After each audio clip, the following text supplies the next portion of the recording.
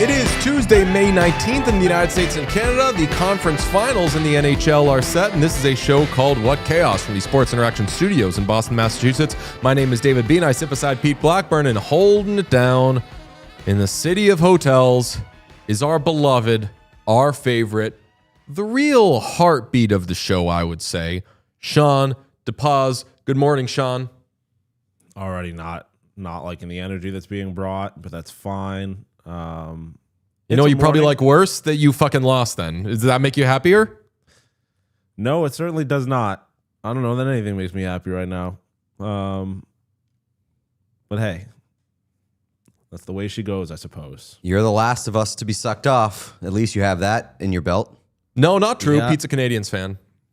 Yeah, famously. Known internationally. I was going to say nationally, not even. Internationally, as a Canadiens fan. But yeah, I don't like the city. Every city has hotels. That doesn't get a salute from me. We're going to do a lot of hotel chat. We're going to do a lot of chat. We're going to check in with you probably. I was going to organically say two numbers that I won't. 6+ times on just, hey, how you doing with this? But baseline the show just started, so it's famously 12 o'clock on the dot, noon Eastern in the United States and Canada. How do you feel? How did you wake up? How did you get through your first few hours of the day? I kind of just pretended it didn't happen. I think at first in the morning. I don't know. The thing that's made it very difficult to process is that there's no one to be mad at. Whenever the Bills lose, I look at. I mean, there's definitely people to be mad at, and like we got you. But like, I was gonna say, when the Bills lose, I'm like, God damn it, Brandon Beane, like get this guy a fucking wide receiver, like things like that. And in this instance, it was like we weren't even really supposed to be here. This whole kind of season was like a dream run, and really so now it felt like it didn't feel like I had the right to be mad, I guess, in the same way that I'm mad about the Sabres losing. Or the Bills losing, I mean. Your team was really good. Your roster was really good. You won the division and lost to a team that finished below you in the division. Famously, the better team just lost rage-baiting this Sean series. I'm not being I hate to say this, but it's just true. That's a series where the better team lost. So you should be a little... Yeah, but that's what I'm saying. Like, it is all very upsetting, and I'm upset about it. But I don't have an outlet for my anger necessarily in the way that I do when the Bills lose. I can be mad at the GM. Like, the roster is pretty good considering where they've been, and like obviously I think there's plenty of holes to fill. They're clearly not like there yet, but everything went well and to a certain extent above expectation. And it's hard for me to be like, I was let down by any particular party involved with the Buffalo Sabres. See, I don't want to make you feel bad, but the whole they're not there yet, they could have, they arguably should have won that series. So you could say they're not there yet. If they get walked by the Hurricanes, I think that this, unfortunately, buddy, is a series where you got to say, fuck my life. This sucks. I mean, it was a winnable series for sure. But I get where you're coming from. Also, how much did you pre-grieve after Game 5? Because I feel like there was a lot of pre-grieving going on in the Buffalo Sabres fandom after Game 5. There was. It was obviously a little dramatic and reactionary, but also after Game 6 is the exact kind of game that erases all the feelings of a Game 5. So once I went into Game 7, I very much had the mentality that it was a complete coin flip, and obviously it ended in a way that really embodied that. But yeah, no, I don't want to make it sound like I am not incredibly upset by the outcome of this series and how close it was, and the fact that they were just like I said, a flip of a coin away from going to the Eastern Conference Final. And you get to the next round, you never know what happens. The Carolina Hurricanes are a little cursed, and then you get to the final, and again, you never know what happens. I definitely would have liked to see any of that play out, but it didn't. And it's like I said, it's hard for me to be like, this was a disappointment when I step back and look at it. I think you're being very pragmatic and reasonable, but also I I think that because it was so close and because the Sabres, I would argue, were the better team in Game 7 by a pretty significant margin and still came up on the losing end, like that would be the pain. And that is where the pain lies. But you're right. Yeah. You're right in the sense that like the ride was fun, and you probably didn't expect it to take it this year, at least not as far as it was taken. But it didn't have to end there. That's where the pain is. It certainly did not. And trust me, these are all thoughts that have developed after a night's sleep. They were not thoughts that I had in the immediate aftermath where I was. You tweeted asking for war. You tweeted asking for nuclear war. I wanted life as we knew it to end, essentially, because I was not happy. I wasn't happy in the moment. Yeah, like I was very, very, very upset. That was worse than the Bills losing. Like nothing prepares you, I guess, other than going through it, like for losing a Game 7, because that really makes it feel like, especially in overtime, it really makes it feel like it just get a bounce that it could have gone your way. Like you were that close to advancing. This feels a little bit like we're trying to farm misery out of Sean. Yeah, well, fine.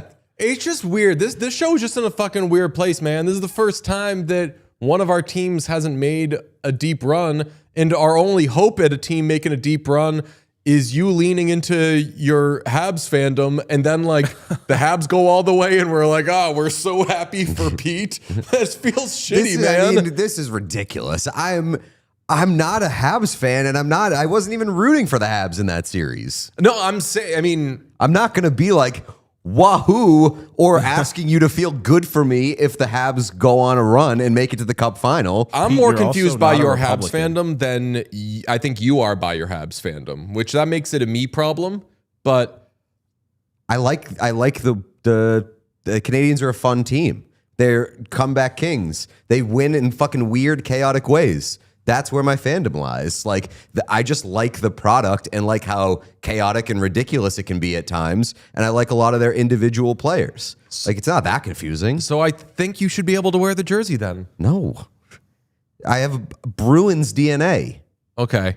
See, yeah, chat's like, I'm if anything, I'm telling you to just, like, if this is what you're feeling, and I encouraged your Habs fandom early on. I said I would rather you be like, this sounds kind of crazy, but I just really like this team, and I'm having a blast with it. And I'm not going to say you with your chest, waving the towel. But yeah, like you do like the Habs. The whole world saw it. I like the product. I feel like I'm taking crazy pills. You like the team. You like the roster. You think they have nice jerseys. You like the fan experience. That seems like the entirety of being a fan. But I also am a Bruins fan, and I have hard lines as to where I draw the line in my fandom, and I'm not going to actively root for the Canadiens to find success. Here's the thing, the blurriest hard lines I've ever seen.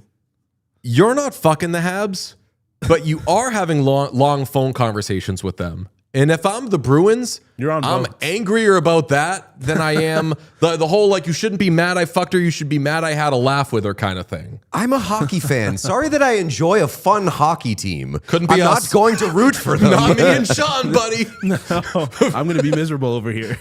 Yeah. This is crazy. Habs jersey behind him, too.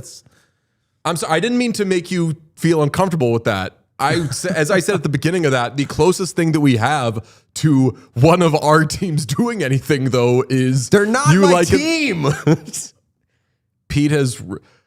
Pete's being really mean to the Canadiens the day after they won. What kind of hockey fan are you? I respect the Canadiens in the way that they play hockey as currently constituted. I respect the atmosphere of the Bell Center. I respect Montreal as a hockey town. I'm never going to root for the Habs to win a Stanley Cup. Can I just get over it? This is fucking crazy to me. That's the difference between you and me. I was fucking 2021. Ole, fucking lay. I was all in on that. Yeah, you buy the gears, you buy. Oh yeah, like I'm comfortable wearing the shit, but I'm a freak and a weirdo.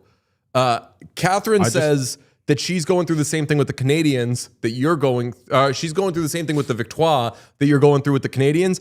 And hand up, I'm going through the same thing with the Victoire. Charge won that game last night, and I was like, yay. Anyone but Montreal. Kind of fucking love the victoire.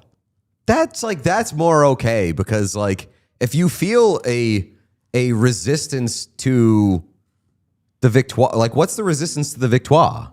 That I'm like, I feel like they have to be the Fleet's biggest rival, and my fandom is locked in. But that's literally based PWHL. off. But that's literally based off of Bruins Canadiens, and you're rooting for the Canadiens, and you wear Canadiens gear. I'm not rooting for the. You root for you just said in 2021, you rooted for the Canadiens, you bought Canadiens gear, you wear Canadiens gear. So like if you're willing to betray that side of it for Bruins Montreal, what's keeping you from rooting for the victoire? Respectfully, Pete, if we're going to get into a roots for the Canadiens witch hunt, I don't think you would like the findings.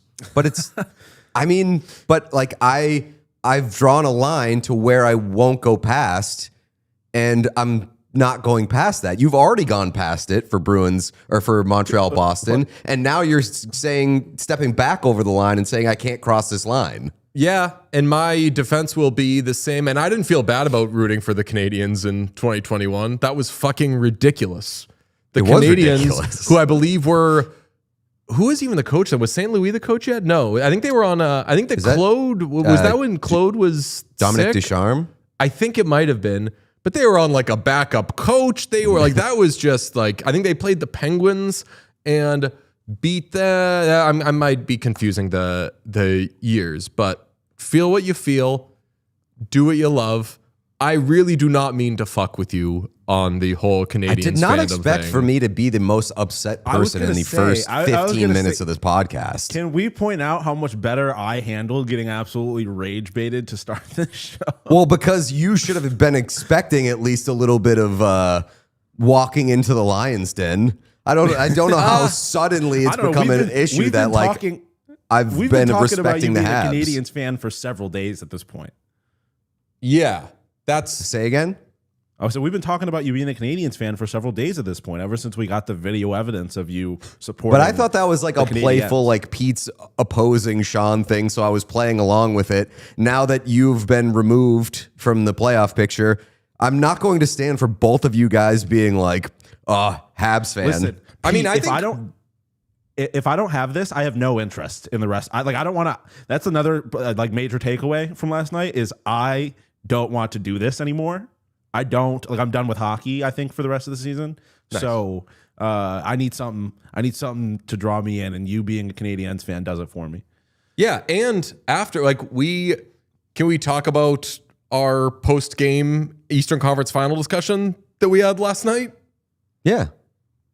It was a bunch of us saying, what's going to happen? Who do we want? And you were the only person to say you're crazy if you're not going for the Habs in this series. I didn't say you're true. I didn't. You literally said you guys are crazy. I can go overseas. I don't know if I said you guys are crazy. If I did, I think that it was in context of the discussion that was being had, and I don't want to bring up the reasons why that was said because it's going to make people angry. Oh, no. I will say straight up, I'm rooting for the Hurricanes in spite of Hurricanes fans. Hurricanes fans, a large segment of Hurricanes fans, I don't want to group them all in, and I know that there are like bad fans in every fan base. Hurricanes fans are uniquely aggressive and have I would say, a persecution complex that really doesn't exist among the national media as much as they think that it does. So I respect the Hurricanes, and I think that if they get over the hump, I'm going to say good for the Hurricanes, good for the team. There are going to be a lot of people that are very annoying about it. And I am just bracing myself for that. And that's why I was surprised that there was so much like pro Hurricanes in the chat. Yeah, personally. And that was brought up by Young Gritty as well. Yes, Canes fans, love ya. You're going to be ridiculous about stuff. I'm just going to, if it's not nice, I'm just going to ignore it because that's what I'm used to doing with certain fan bases.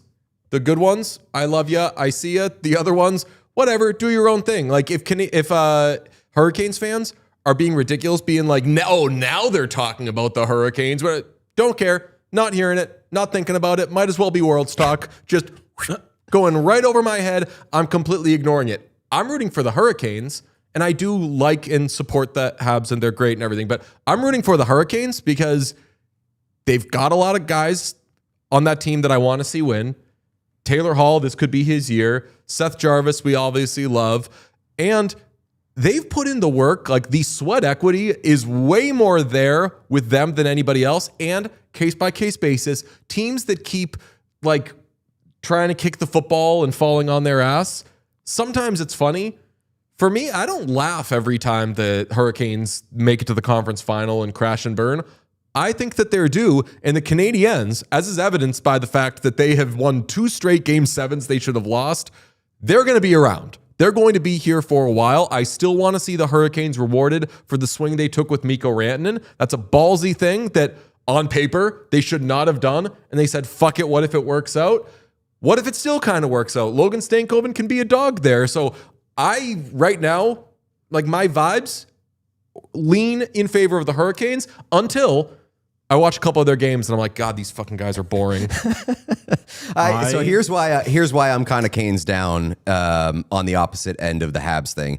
I think the Hurricanes have the best chance at providing a banger Stanley Cup final. If the Habs get to the Stanley Cup final, I think that they're probably going to get more exposed than they might in the Eastern Conference final. I agree with everything that you said about, like, the Hurricanes having players that I like and having, like, not finding joy in them continuously hitting the wall. Like, I do like to see teams get over the hump. And I also just think that for the Hurricanes to shed the persecution complex, or the Hurricanes fan base to shed the persecution complex, them getting to a Stanley Cup final will help do that.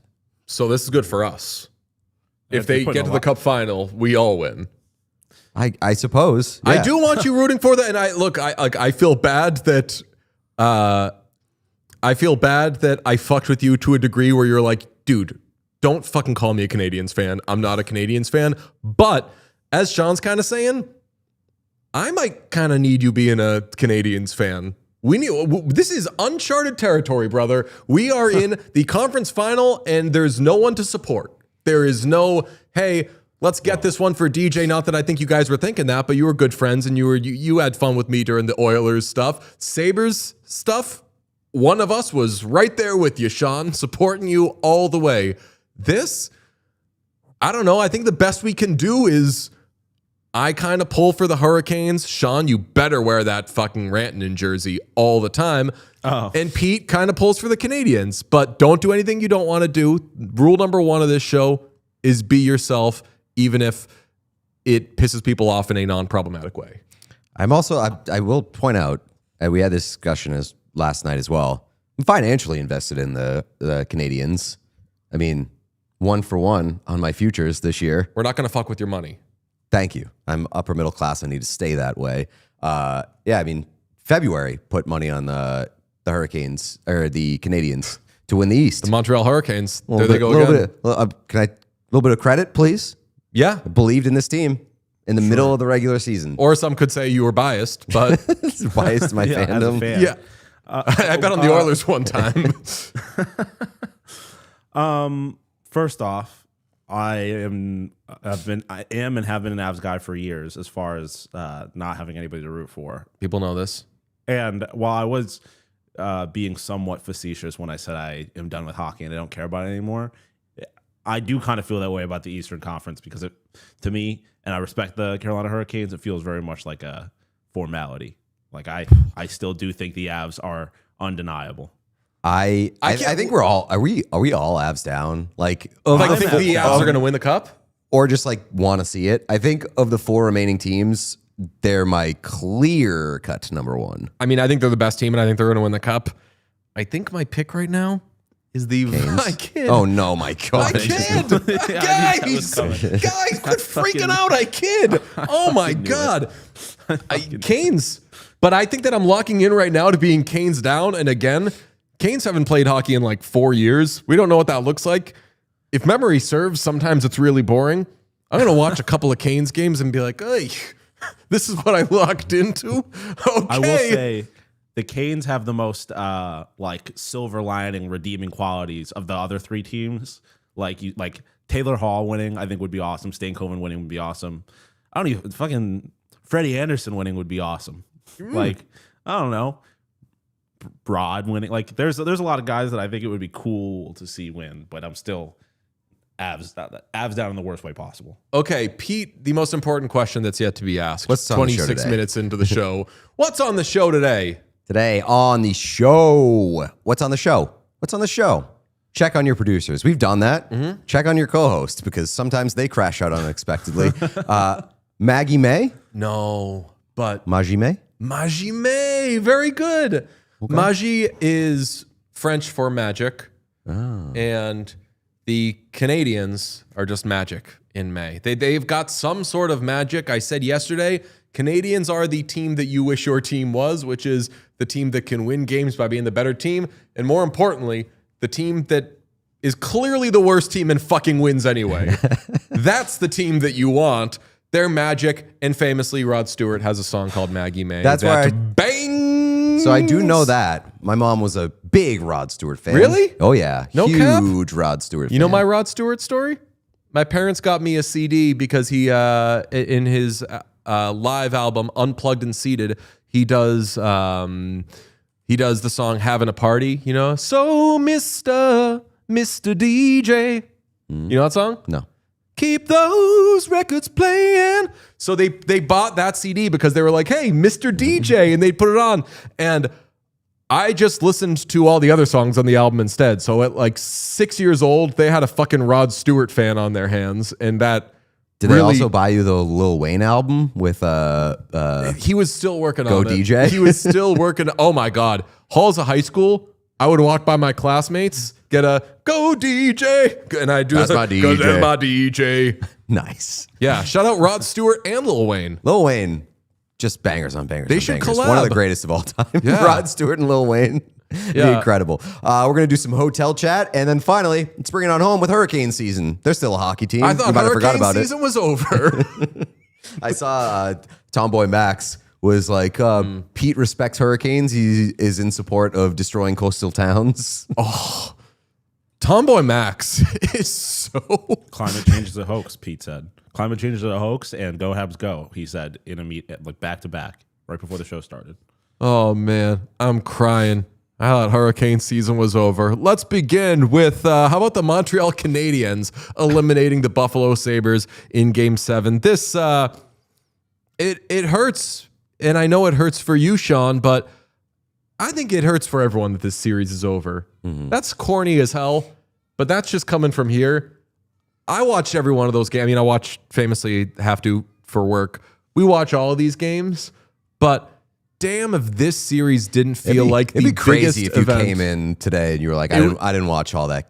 What happened? It would make me a sports radio host or a sports television commentator, both of which, both are jobs that I've held before. I do that shit in my sleep.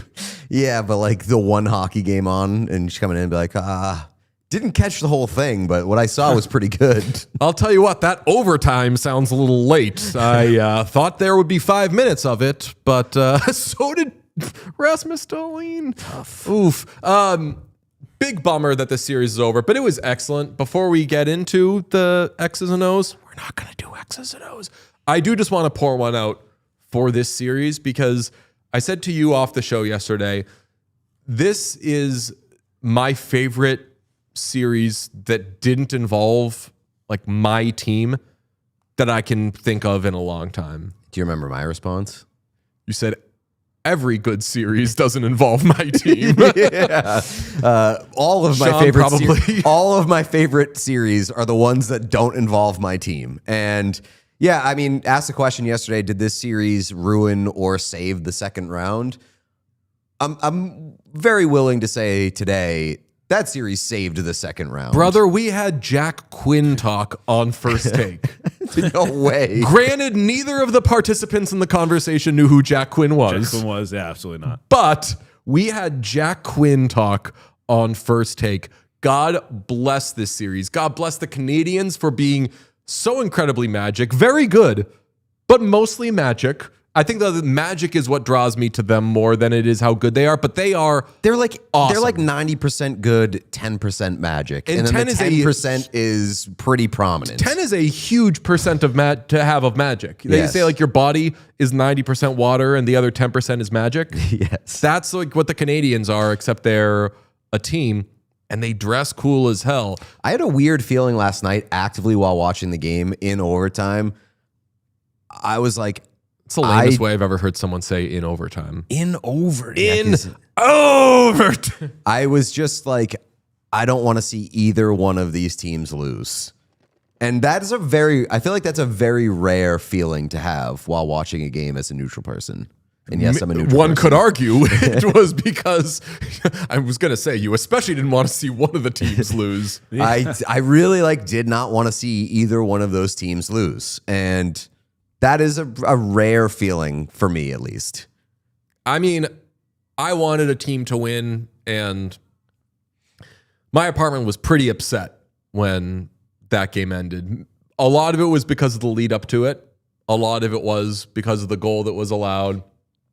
And then it just kind of settled in that, fuck, in addition to, I was pulling for the Sabres in this series, but also my favorite part of this hockey season by far has been Sean and the Sabres. Yeah. There haven't been many other candidates, but fuck, this, it was, honestly, I'll do another dramatic comparison. When Donald Trump was elected in 2016, I was like, fuck, Trump's going to win the fucking election, and I'm watching it and I can't believe it. And it's just this horrible night. I'm watching the updates. I'm like, he's going to win the fucking election. God damn. Best day of my life. I wake up the next morning. I had notifications from you off respectfully. And I woke up the next day and was like, and he's going to be fucking president? That's what that kind of felt like. They lost and they're out and they're gone? Sean, do you get it? Any of that? Or is it just jump off the treadmill, that shit's over? Yeah, no, I don't. I have a hard time putting into words the feeling I had last night when it ended, because I was just it was a very I felt like I just woke up from a simulation. It all was just the whole world that I had been living in for the last however long just didn't exist anymore. And then I was like, oh, I have to I have to drive home, and then I have to keep being a living human being despite everything I know and love crashing around me. Not even crashing around me, because a crash takes time. That just was just and it's over. And that's the thing that made it, I think, the hardest, was that there was no real like we talked about the pre-morning earlier. When it gets to overtime, both you outcomes still have are that equally belief. as likely. Yeah. Yeah. How did you feel in the lead up to that? Because when Tage turned the puck over at the blue line, I said out loud, that's trouble.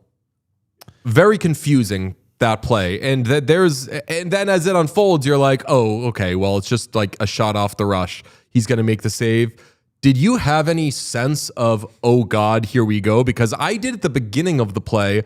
And then as it unfolded, I was like, this is absolutely fine. And then bam. Black, yeah, no, there were dead. other moments in that overtime that scared me more, I'll say. So no, I was not entirely I don't know. I just whenever I'm watching a hockey game, I know that the most likely thing is not for the goal to be scored, or for this particular play to result. Most likely nothing is going to happen. So it's hard for me at any point to be oh shit, this thing is completely over. But there were definitely moments prior to that I was this doesn't look good. But in that moment, no, I was just the game was being played, and then all of a sudden it was over. If I had realized in the moment that Alex Newhook had the puck on his stick, maybe I would have been a little more scared, because that motherfucker hates me. But no, it was just happening, and then all of a sudden it was all over. Could we trouble you to set the scene for us? What were you doing? Who were you with? I was with my family. I was with my aunt, my grandma, and my uncle at the time. And honestly, I think that helped soften the blow a little bit. because it happened, and then I was just like, at least I'm around my family. Like this could be worse. I could be alone right now. So it was like I don't know. It was a new experience, and I think I was processing that as much as I was the actual loss. Sorry, we have a breaking super chat that I need to address right away. Young Judge, bless you, bless you, Young Judge. Thank you for super chat. They say, as a Hurricanes fan, I'll say that Carolina and Montreal is a battle of very annoying fan bases. Yeah, you'd like to say that. It's a battle of Canadiens fans and a very annoying fan base. I don't really have a problem with Canadiens fans. I mean, Canadiens fans are obnoxious too. They're obnoxious. They've had their moments in this postseason. By and large, when they're not trying to attack Sean, I'm cool with them. And way funnier than I've seen Hurricanes fans be. But hey, Hurricanes fans, let's see some jokes. But here's the thing: like our experience with Hurricanes fans is mostly online.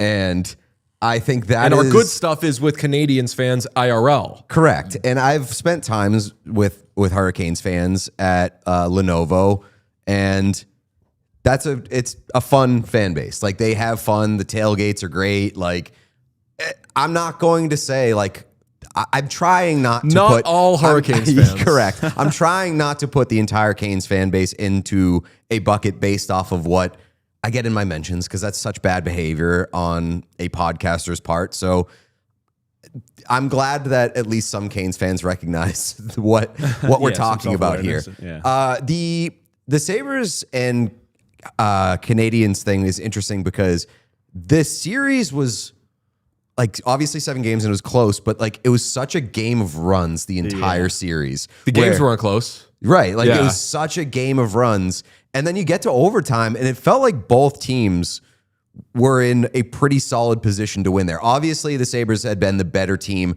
for like 40 minutes of that game. But in overtime, I didn't really have a sense that, like, oh, this is going one way or another. And it did make me a little sick to my stomach seeing how it came undone for the Sabres, where, like, Dahlin, who's been clearly their best player for a majority of this series, makes a terrible play. Off the face-off. Let's get through these. And sorry to interrupt. I did have a sense of how it was going. Once the overtime got settled in, there was one team that was playing overtime hockey, which is get the puck, shoot the puck, pucks on net, get it in the zone, just simple meat and potatoes. And there was one team that was thinking. And it was very clear which team was thinking and which team was doing a little more meat and potatoes. And sorry to take the ball from you. It does set up the two things that we want to talk about here. Sean, first, give us Tage Thompson on a 2-on-1. At the net front. Matheson lost it at the line. Banked ahead to Thompson. Here's Benson with him. Thompson! Stopped as he was tied up. Dobis is still on. All right, you can come back. I did not do this research. I wanted to. How many goals how many Sabres goals this series were scored by someone toe dragging on a 2-on-1? Not many. Probably not a lot, we can say. And how many times did Sabres players try to, like, wait out Jakub Dobej and then just end up, like, with nothing to shoot at or only being able to stuff it into his pads? How many times did that happen to Tage Thompson? It was more than once. It was probably more than twice. That can't happen. And like Lindy Ruff talked about it after Game 5, just fucking simplify the game. Be aggressive offensively. Just shoot the puck. Put it on net. And that's what they did in Game 6. Like, I was really impressed by how aggressive they were in the offensive zone at just attacking the net. And then in their own end, being really active, skating, being aggressive defensively too. Like, the 2 goals that they gave up in the first period, they weren't skating. They got beat to board battles, and then it ends up in the back of their net. And then as they're pushing and generating a lot of this momentum and having all these opportunities offensively, some of their best opportunities they didn't cash in on because they tried to fucking wait it out. Yeah. Brutal. Let's stay on that play. Sean, I sent you a clip from a 2007 episode of Saturday Night Live. Peyton Manning was the host, and they were doing a sketch that was the shooting of the movie 300. Oh, I know I've this shown one. you this. I know this one. Yes. Peyton Manning plays, I'll be honest, I haven't seen 300. Kind of forget what it's about. A monster? A warrior? No, there weren't, but there was a warrior. It's the 300 Spartans. Of course, he was playing a Spartan. He was a Spartan, and he needed to, they just needed a scene of someone throwing a boulder at a little guy. And Peyton Manning plays Mitch, the actor who is tasked with, for just a quick shot, throwing a rock at a guy. This was Tage Thompson.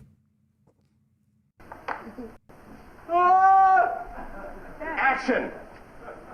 All right, throw the rock, Mitch. Mitch, throw the rock. All right, throw it. Go ahead and throw the rock, Mitch. Mitch, throw it. Okay, let's cut really quick. It's a very funny sketch. They'll say, like, can you hear us? You throw it. Can you not throw it? Yeah, sure. I can do it really easily. And then whenever they're shooting it, he just holds it and will not throw it. As that play was happening, I'm like, 2-on-1. Two things you can do here. Pass or shoot. Did neither. Nope. So that is overthinking in overtime. And yes, I hate to say it as you cue up the game-winning goal, Sean. Rasmus Dahlin with the puck at the blue line. I think ESPN said it. They're like, you get to overtime. It's about making quick decisions. You're going to make mistakes, but that's okay.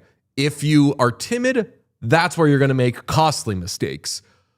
Here's the game-winning goal, starting with the face-off and Rasmus Dahlin at the blue line. Because this, sadly, if I hate to say this because we love the Sabres and Rasmus Dahlin, but like people will point to stuff and say, oh, this guy blew it, this guy choked, whatever. Like, this is what I would call the unsexy choke, is the play at the blue line by Rasmus Dahlin. Buffalo, 4 shots on goal, 10 shot attempts by Tage Thompson in the game. Had that breakaway chance in overtime. And there it goes. To the line, and now Montreal's going to work it They out. still have time. Carrier ahead. Over the line comes Newhook. Shooting. Scores! Come back. And you got to say that. Yeah, I mean, that is...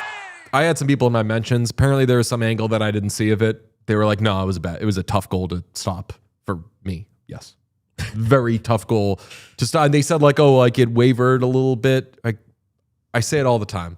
If a goalie can see a puck cleanly off the rush, they're usually making the save. And from that distance, UPL, who earmuffs some Sabres fans, is a really good goalie in all three of our estimations, makes that save. 9.999 Julian Moore voice out of 10. So overtime, your top forward overthinks something, your top player overthinks something, and your goalie, who is really good in that game, lets up a goal that he stops all the time. That fucking sucks. Take the UPL out of it. Overtime in that game was where the inexperience, I think, finally showed up for the Sabres. I still think they could have and should have won that game, but that was a clear moment where I could say, all right, this is new to these guys. This is unfamiliar. Yeah, and like credit to the Canadiens, their counterattack is pretty good and take advantage of their opportunities. But yeah, like that's where the sour taste is that a lot of your very key players were at the center of how things fell apart in overtime. And that part really sucks, especially for Dahlin, who is so good, especially over the past couple of games. All right, we're going to get to Rachel Reed in a minute, but first let's glaze the Canadiens for a bit. We say that they're magic. What does that mean? This is what it means. Expected goals in this game were 5.2 to 3.02 in favor of the Sabres. This is after Game 7 against the Lightning, in which they won despite, I meant to double check, was it 10 shots on goal they had? I'm still saying 9. I think that they corrected. They stat corrected to make them feel better. Do we not have 9? I don't know. I don't think we have 9. 9? Damn. Of course we do. Okay. With 9 to 10 shots on goal, they won that game despite the expected goals against the Lightning being 2.31 to 1.03. Again, I say, the Montreal Canadiens are what you want your team to be because they've won games where they've outplayed the opponent. These are the big games where they have not outplayed the opponent and still won. This postseason, Alex Newhook has 7 goals. That is tied for the most among non-Golden Knights. For some reason, Golden Knights players have 1 million goals. Okay. And then he's tied with Logan Stankoven. He's tied with Nathan McKinnon, but I don't know. I'm watching these Alex Newhook goals. I'm seeing goalies. That's true. Yeah. Good point. Lane Hudson has 14 points, which granted, they're playing more games than everybody, but still, Lane Hudson, I don't think he needs any sort of breakout after his rookie year, but if you didn't know, Lane Hudson is fucking amazing. He's amazing. He's been amazing. And Jakub Dobeš, with a 6 goals against game, to his credit, under his belt, has a 9-10 save percentage. I thought we don't do 9. We don't do save percentage. Oh, I'm sorry. His efficiency is also 91. He has a 91 efficiency. So Canadians, very good. And when they're not very good, they're still good enough and they still win. Now, do we have the UPL helmet throw? Very sad. Forgot to get to that. This sucks. Newhook's been there Yeah, before. I mean, He's won it. You see the frustration? that fucking stinks. That could be his last moment in a Sabres uniform. Yeah, too. why did he stay out there? Why did he stay out there? Yeah. Handshakes, Fuck a handshake. Yeah, handshakes. says John Tortorella. Yeah. We'll talk about UPL in a minute. Canadians won this game despite the Sabres staying at a hotel at home. And I know what you're thinking. If you stay at a hotel at home before a Game 7, shouldn't that simulate and create a road atmosphere? Aren't road teams doing so well in this series? I had some questions about this. So after yesterday's show, I started doing some research on all of this. Okay. What's going into all of this when teams stay at home? First of all, they clearly chose wrong. They chose to stay at a hotel at home. They should have worn the goat heads. Can we agree they fucked up by not wearing the goat heads?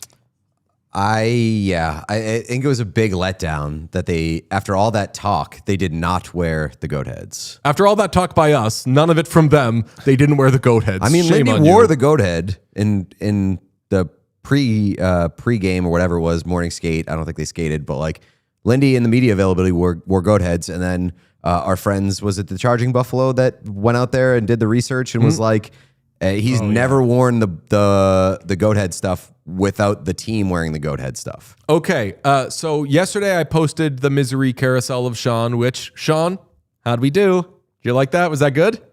Yeah. Oh, yeah. Sure. What? I don't know how to measure if something like that is good because I hated it all. What did you think of? I guess that suggests that is good.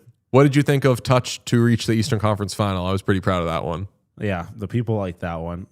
It's a product of my own. A product of my own blindness, I suppose, lack of spatial awareness. I mean, so I can't be that mad at it. This is so sad. Well, we did the misery post, and those things are comment machines. We are the last people to give social media advice, but if we were to advise anyone on how to run a social media, do misery carousels, because the second you post them, there are 1 million comments, and one of them seemingly waiting for it to be posted so they could get off this amazing joke is friend and guest of the podcast, most importantly, prolific novelist Rachel Reed, who posted, "I can't believe spending the night at the Quality Inn Buffalo Airport or whatever didn't motivate them to win. Single tear emoji." We should note that Rachel is, of course, a Montreal Canadiens fan. Shout out to Rachel and also Jacob Tierney, who both get to celebrate their Habs advancing. How'd you feel with that one, Sean? Sick. That could go in one of two directions. I felt that was awesome. Thanks, Rachel. Her best writing. It's awesome when a bunch of fucking rando strangers on the internet say whatever. I don't give a fuck about those people.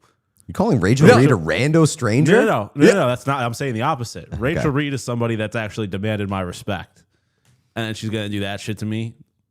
How am I supposed to take that? I'm supposed to be happy about that? It is tough. That it's so good though that you have to just be like, fuck, I guess. That was, we were talking about how like it would be such an easy layup to dunk on them if they wore the goat heads and lost. Yeah. I guess it was an easy layup that they stayed in a hotel and lost. Yes. Yeah.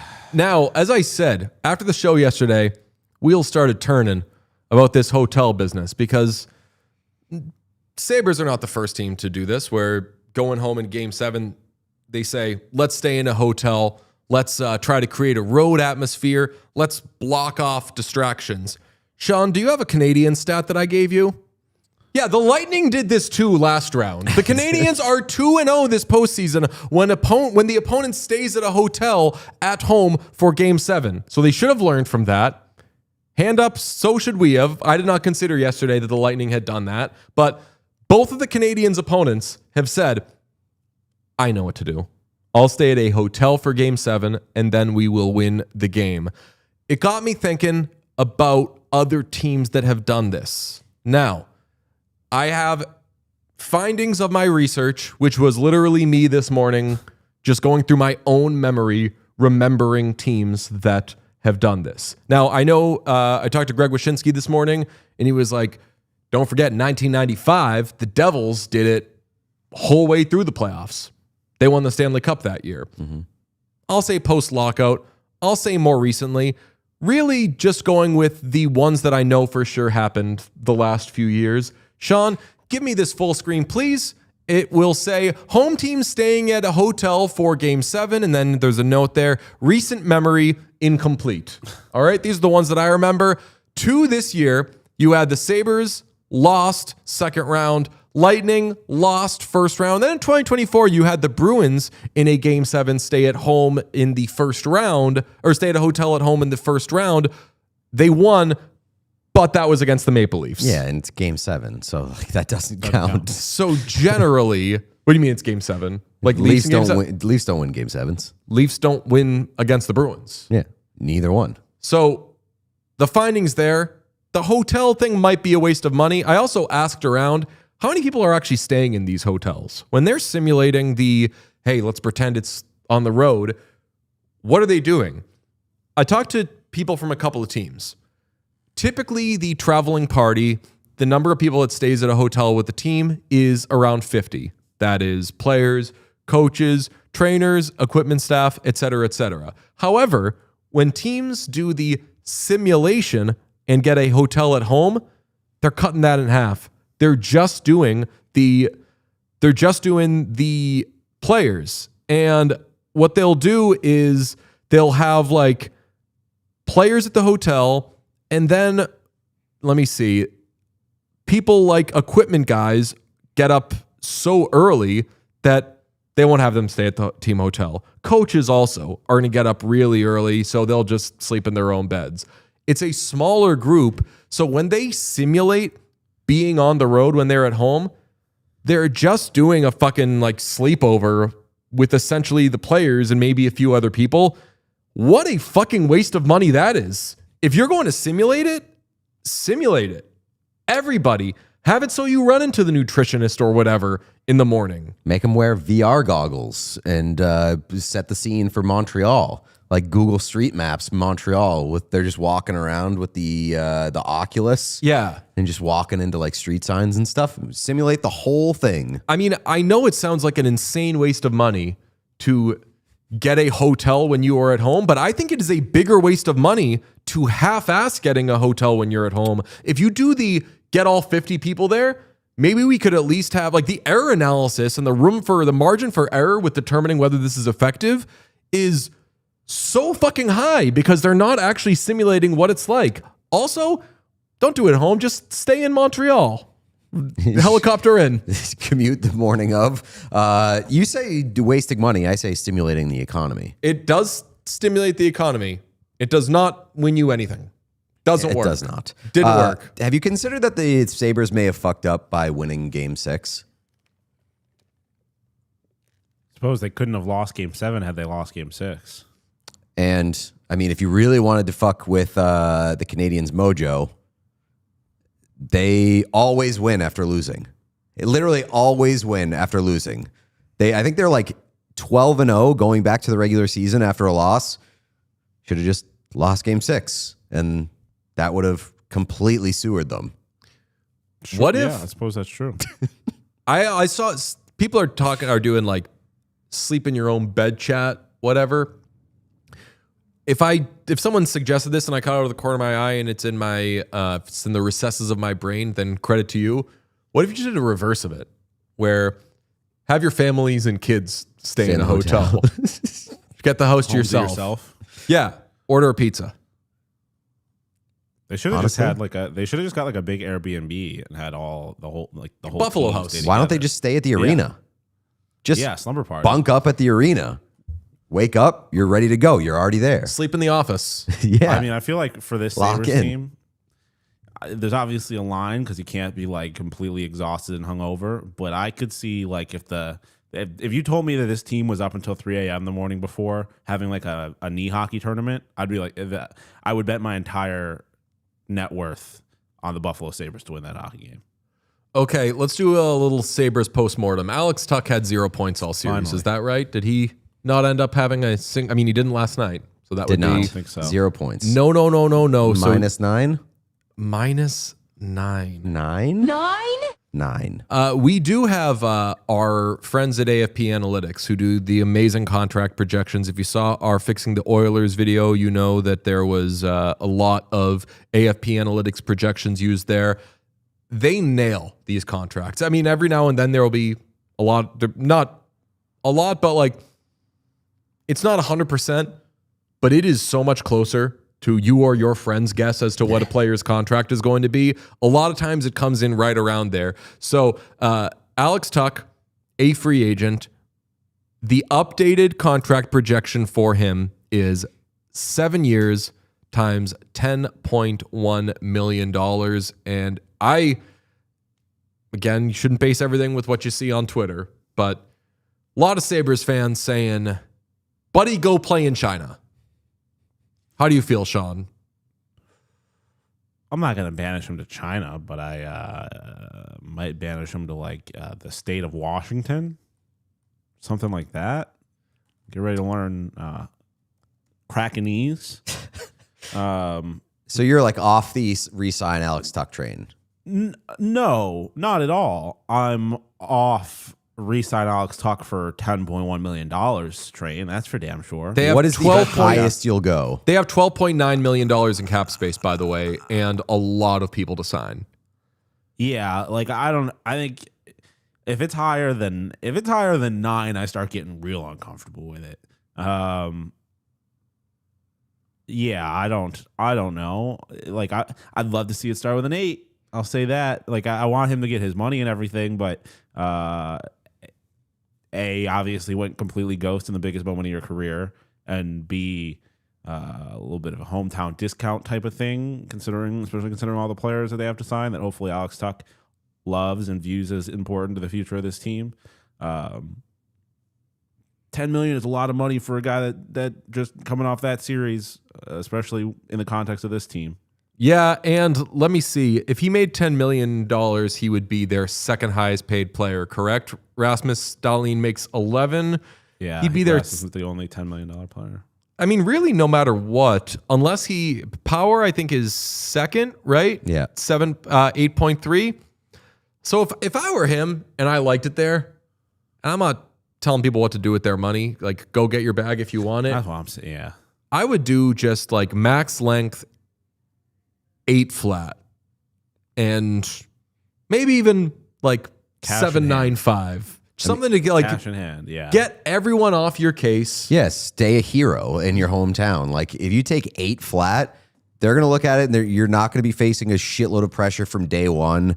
I would 7.95, by the way, is what Josh Norris is making. So no one's mad at him if he's making that. Tage is making 7.1. Obviously, contract signed at a different time, but like if everybody comes in around that number, I feel like that's good for the group. Again, I'm with you. I'm never going to fault players for getting their bag, especially on like their last big contract. But if you're Alex Tuch and you just laid a goose egg in this, like I would hope that you'd be willing to come down off your ask a little bit.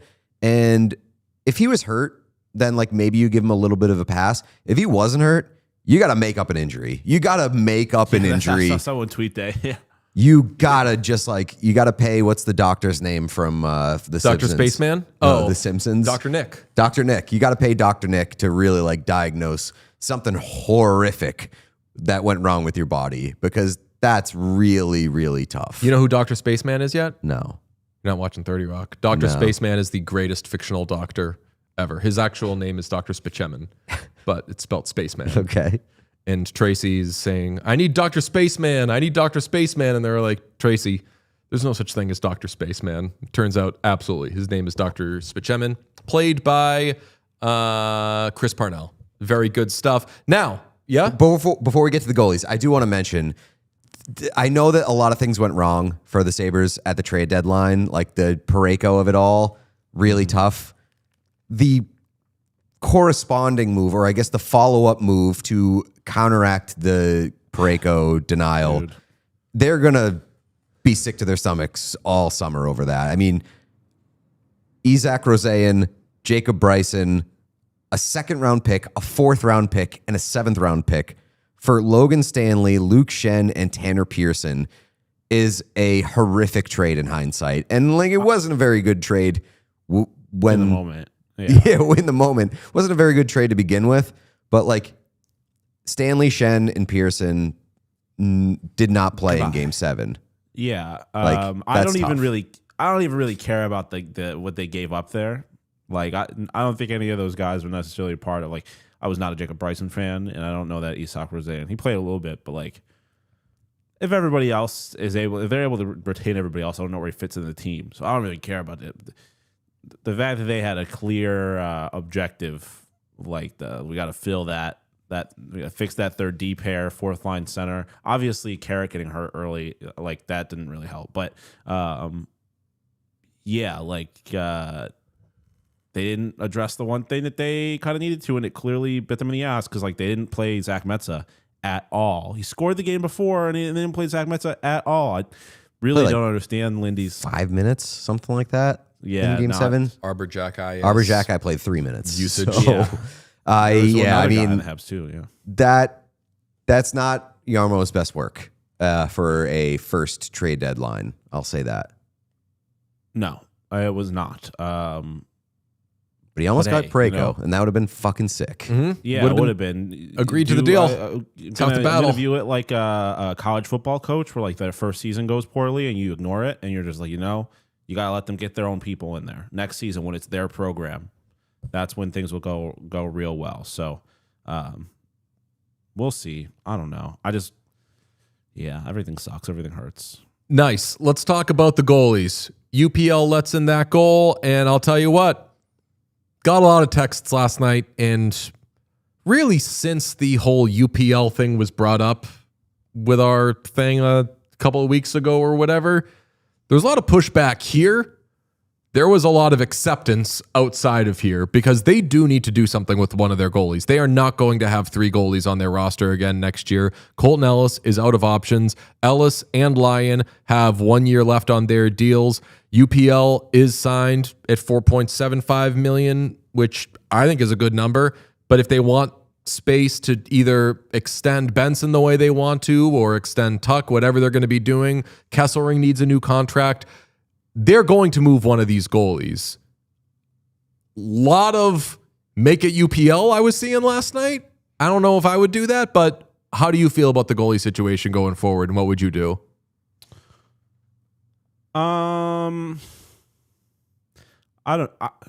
I think that they I really don't know, because the problem with the Sabres goaltending is that it can be really good, and when it's really good, everything is going well. And then when it's not, it's like damn, I wish we had a better goaltender. And it just feels like I don't think UPL or Alex Lyon were particularly, like, if we're just looking at like next season, I guess I don't think either of them were particularly that much better than the other for an entire season for me to like say that one should be picked over the other. And it just feels like whichever one you don't pick is going to end up having a great season, blah blah blah. But I don't necessarily want to give it, like, I don't think that's their biggest concern, I guess. I don't think that ultimately, in the grand scheme of things, goaltending was their, like, complete undoing. So Jose on the air says if you move Levi, just put Ellis in Rochester. You can't, unless I'm mistaken. The reason they had 3 goalies on the roster was because they claimed Ellis off of waivers. Off of waivers, yeah. Yeah, so he's not waiver. Certainly claimed him, but I'm pretty he's sure not waiver eligible. He's a UFA or an RFA because I saw someone. He has 1 year after this. Oh, okay. But if you claim a guy off waivers, if you claim a guy off waivers, isn't he only non-waiver eligible for the remainder of that season? Yeah, I'm saying you'd have to waive him again. You have to put him on waivers to send him down. Right. Yeah. So like that, when you say someone's out of options, it means that the only way you can send them down is by waiving them.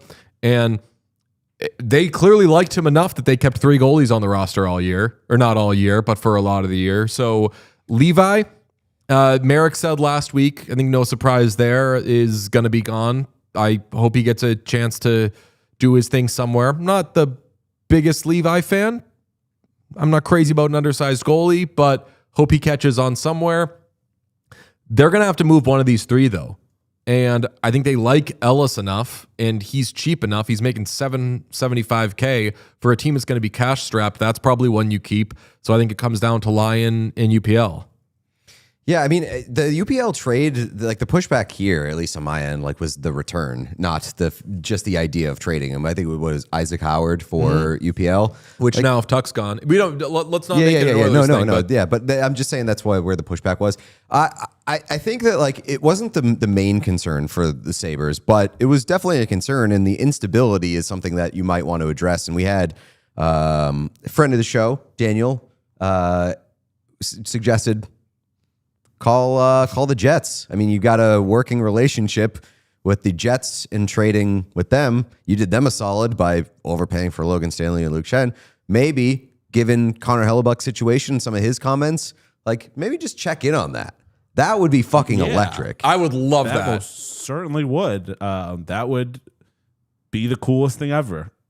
That'd be the best goalie that the Sabres have had since Dominic Hasek. I mean, I have to give up a lot, though. I have the trade already, though. You're giving up UPL, you're giving up Helenius, and you're saying, what else do you want? I know that's the thing. Like I don't know how much. I don't know how much willingness there's going to be into moving off of Consta Helenius. Yeah, I think we need to relax. Who, by the way, DJ, I know this is going to pique your interest. Straight to Worlds. What a guy! Wow, went straight to Worlds, dude. You know what I care about? That. Yep, I knew it. I don't want to give up Helenius. Yeah, I wouldn't. I mean, his stock is supreme right now. Mm-hmm. You'll never like that player as much as you like him right now. He was amazing in this series. Yeah, I don't know if you'll never like him as much as you like him right now. Yes, yeah, I think so. The stock's going up. I think that right now, because he's still an unknown, and all you've seen is fucking amazing. You saw him have a 2-goal first period. You saw him dominate the second round against the Canadiens. Am I exaggerating? Barely. He was really good in this series. No, absolutely. But I mean, people were begging for Helenius to get into the series. Like people were in on him even before the last few games. Like he kind of fucking rocks. And I think he's only going to I think he's part of the future. Like I think should be part of the plan. The way that they did Benson. So they'll see. I mean, they've got guys. Dude, Hellebuck to the Sabres would go crazy, and I know that every player is Republican, but oh man, Tage and Hellebuck together, those boys. What about Owen Power? I mean, Owen Power's 23. He's one of your best defensemen this year. Owen Power rocks. Yeah, I know, but all I'm saying is that you got to give up something to get a guy like Connor Hellebuck. So that's if you're not going to do Helenius, the conversation has to start somewhere. You should trade for Sam Montembeault. Kesselring is in there. No, sure, he's as good as Connor Hellebuck. I think you put Kesselring in there. You put Mertka in there, you put whatever goalie they can have their pick. Obviously, I would assume it would be a UPL. Make it Levi. You could have Levi too. You could take them both. You got a new goalie tandem. There you go, buddy. I think the trade is UPL, Helenius, and Mertka. I think if we can get that to not include Helenius, I think I would rather. How about Owen Power than Helenius, and I'm Owen Power down, but okay. I forgot about Yuri Kulik. I don't know kind of what his whole situation is if he's going to play again, but yeah, he's a chip too. Yeah, you stay Norris. having chips. What? Yeah, Josh Norris. Like, oh my god, yeah, Express. Okay, congratulations, Connor Hellbuck. You are a Buffalo Sabre and a Democrat now. We're still mad at you for being a Democrat, though. We don't want you to be either. We just want you to be like soft and cool like us. Okay, that's more our vibe. Let's check in on the Montreal Canadiens opponent, the Carolina Hurricanes, who have a 73% chance to beat the Canadiens, and that's per Hockey Stats. Sean, you said it all feels like a formality. Do you mean you think the Hurricanes are going to beat the Canadiens, or do you mean the Avalanche are just going to win the cup? Yeah, the result of this doesn't matter. I don't know. I think the Canes are going to win, but ultimately I don't know, and I don't really care because I think both teams lose to the Colorado Avalanche. Okay, good. Because I think we're all on the same page where if you are counting out the Canadiens or even thinking about counting them out, you are fucking stupid. Because, again, expected goals, shots on goals, everything. Haven't been the better team in either of their game sevens. And boy, oh boy, ask them if they give a fuck. They win. They also just haven't played a team as good as the Carolina Hurricanes. But I would also the Carolina Hurricanes haven't played a team as good as the Montreal Canadiens. And the Carolina Hurricanes haven't played a team. Yeah. It's been a lot. Part's true. Yeah, I guess, if the Habs come out rolling because they've been playing recently and win game one, then it's all up in the air. But I feel much more confident in saying that the Carolina Hurricanes are like a legitimately very good team than I do the Montreal Canadiens, and I hope that doesn't come off as me being salty. If you were, Pete would yell at you for going against the Canadiens. Off the top of my head, remembering a thing I saw. So this is a big Trump voice. I saw this. I don't know if it's true. Teams coming off a 7-game series are 7-1 against teams coming off sweeps. Is it, Sean, you're nodding your head? You also heard this? Yes. Facts. There you go. You have a secondary Habs, source. Go. Ole, baby. Yeah, game one probably has an effect, but what's the lingering effect beyond that? I value the Hurricanes being healthy. That's not game one. Oh, win the series? That's series. Yeah. Oh, shit. Yeah. Oh, yeah, no, Habs are winning game one. Yeah, that's what I would expect the Habs to win game one. Maybe. I don't know. Or they'll lose, one of the... Yes. I don't know. Carolina Hurricanes are a good team. I think the only thing that's going to undo the Carolina Hurricanes is if Freddie just has been off so long, he just goes to bad Freddie. He's factory reset bad Freddie again. But what if Freddie was playing on a torn ACL or something? Now it's healed. 11 days. That's the timeline. That's what any of these injuries that guys could have, you would be the doctors these days. They haven't fixed my kyphosis, but they can do just about everything else with some of these injuries guys are having. Stahl, I'm sure, old guy, probably, even if he wasn't dealing with a sick injury, probably could benefit a lot from having 2 weeks off. He's read a lot on differing lifestyles. He's more accepting. It's crazy. Chad saying Habs 3-0 versus the Canes this year during the regular season. I did see that, but we famously discount that. Yes. I got a lot of Bruins are blank against the Panthers stats that would not be very kind. I think that if the Canadiens, the path for them to beat the Hurricanes has to be Dobej has to be significantly better than Freddie Anderson. And your first line has to do damage. They have not done much at 5-on-5 yet in these playoffs. And that's got to change. You got to take advantage of your scoring power up front. Where was Slafkovsky during this series? Yeah, man. Ghost City. Was waiting for him to have his, He's making faces on the bench. A lot of talk about him being, a massive big game player after the Olympics. Didn't really have that kind of moment in this series. So that's got to change for the Habs to win this series. Round 2 of Lukas Dostal talk. I would just say stonks are down on Olympics having on any the effect. Olympics suggesting you're a big game player. They only Jack win Hughes you- famously did not play in the postseason. Tage Thompson fucking dipsy do dunkarood instead of shooting or passing the fucking puck. What's your problem, buddy? Tage Thompson had a good playoffs.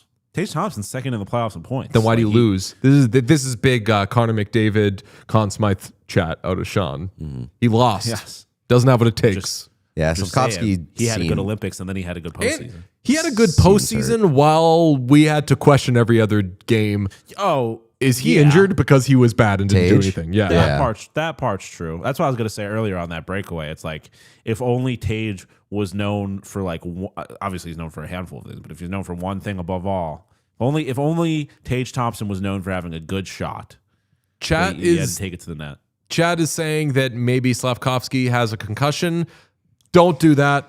People do this with Evan Bouchard. You're just looking at his face and Well, no, they actually how he generally is, and you're saying he has a concussion, and that's not nice. They looked at him getting absolutely I'm kidding. He got destroyed, rocked. and then was asked if he had a concussion. He was like, "No, I'm stupid." Yes. So at least he had a cool quote to come out of it. Yes. What's Evan Bouchard's excuse? That he actually had reported a concussion. That concussion. Which, for all the shit that team's gotten in trouble for over the years, how that is sliding astonishes me. Seth Jarvis had one of his friends. We tried to get Seth Jarvis on during this layoff. Weren't able to make it happen. I want to ask him so fucking badly if he has other friends. Why would you need I mean, him? he has a lot of friends. He He's like a traveling party. he has like 3 or 4 friends, which is like he's got those 4 friends are like down ass chicks. They are like ride or dies. They don't have jobs. I want to know what the other friends are doing. How many deep are they? Because there's got to be more than 4, right? There's at least 5 to 6. I'll be honest. That's what I thought. Don't spend a lot of time on the Seth Jarvis friends experience. I spend as much time as like the broadcast gives me. Yeah, but I know they like make the rounds and they do, and that rocks. 6 Go. guys. 6. 6 deep. Okay. They rock, and Seth Jarvis has a lot of friends on the team. Yes. So that's like as many friends, No, maybe but- more friends than necessary. No, I I'm would not saying have though, like 6 friends that would travel around the country for me. I want to go to Winnipeg and find the friends that like don't travel. I don't. I want to see like what are the mundane, just like, oh yeah, I know him. Yeah, he's I knew great. that kid You from think high Seth school. Jarvis has mundane friends? Good point. I think respectfully, I think he knows mundane people. everywhere you go, you will find exciting people, you will find mundane people. There is not a place in this world For sure. that does but not have that balance. I don't love the take of like, hey, these friends are awesome. You got any more boring ones? No, that's so much, dude. That is, how are you not seeing this? That'd be fucking brilliant if we went and we found some Are you like, saying from a content perspective? yeah, I'm Okay. saying like from something that's interesting. other friends? Be like, hey, we found Seth Jarvis's other friends. This guy works at CVS and he's fine. Something interesting. Yeah. The guy that works That- at CVS. Okay, now I'm seeing the vision. This is pretty good. That would rock. So I'm gonna call all of the CVS's in Winnipeg and find. Do they have CVS? They don't have internet. I do know that. Well, one of the exciting friends said that Seth Jarvis has Nerds gummy clusters in Couldn't the have been bathroom Sebastian Aho. of his house. Yes. Jarvis was asked by, I forget the reporter, hopefully we credited him here, asked about the gummy clusters. Great conversation. I heard about the nerds in the bathroom with your boys. Is that a true story? What's going on there? Hey, candy everywhere in the house. You never know when you want a little candy. So I got nerds in the bathroom, bedroom, kitchen, obviously, couch, upstairs. Basically any room you can think of. There's probably some candy sneaking around in there. Nerds is the go-to? Sometimes, yeah. Right now, I have a different variety for every room. Different vibe for the room, different candy, you know? It's like ambiance. Yeah. I'm a fan of gumdrops, York peppermint patties. Oh, jeez, you're old school. I'm old school. I got it from my grandmother, I think. Like Tootsie Rolls too, or what? I'm not going to turn it down, but those are chocolate. Nasty. It's a little bizarre. Okay, that is Patrick Welter of WRAL. The Raw. Respectfully, Patrick Welter, an insane person. Yeah. Wait, why? What a candy choice. Well, I mean, I don't think he bad. expected to volunteer his candy choice, and nobody made him. Yeah, that's what I'm saying. I think he got some nervous energy in there and was like, "Oh, I eat gumdrops sometime." Stupid. Gumdrops is just like you said, it's very old school. Them and your peppermint patties, like not bad candies. Just Tootsie Rolls took an unnecessary stray there. Yeah. I didn't like that. But those are very old school too.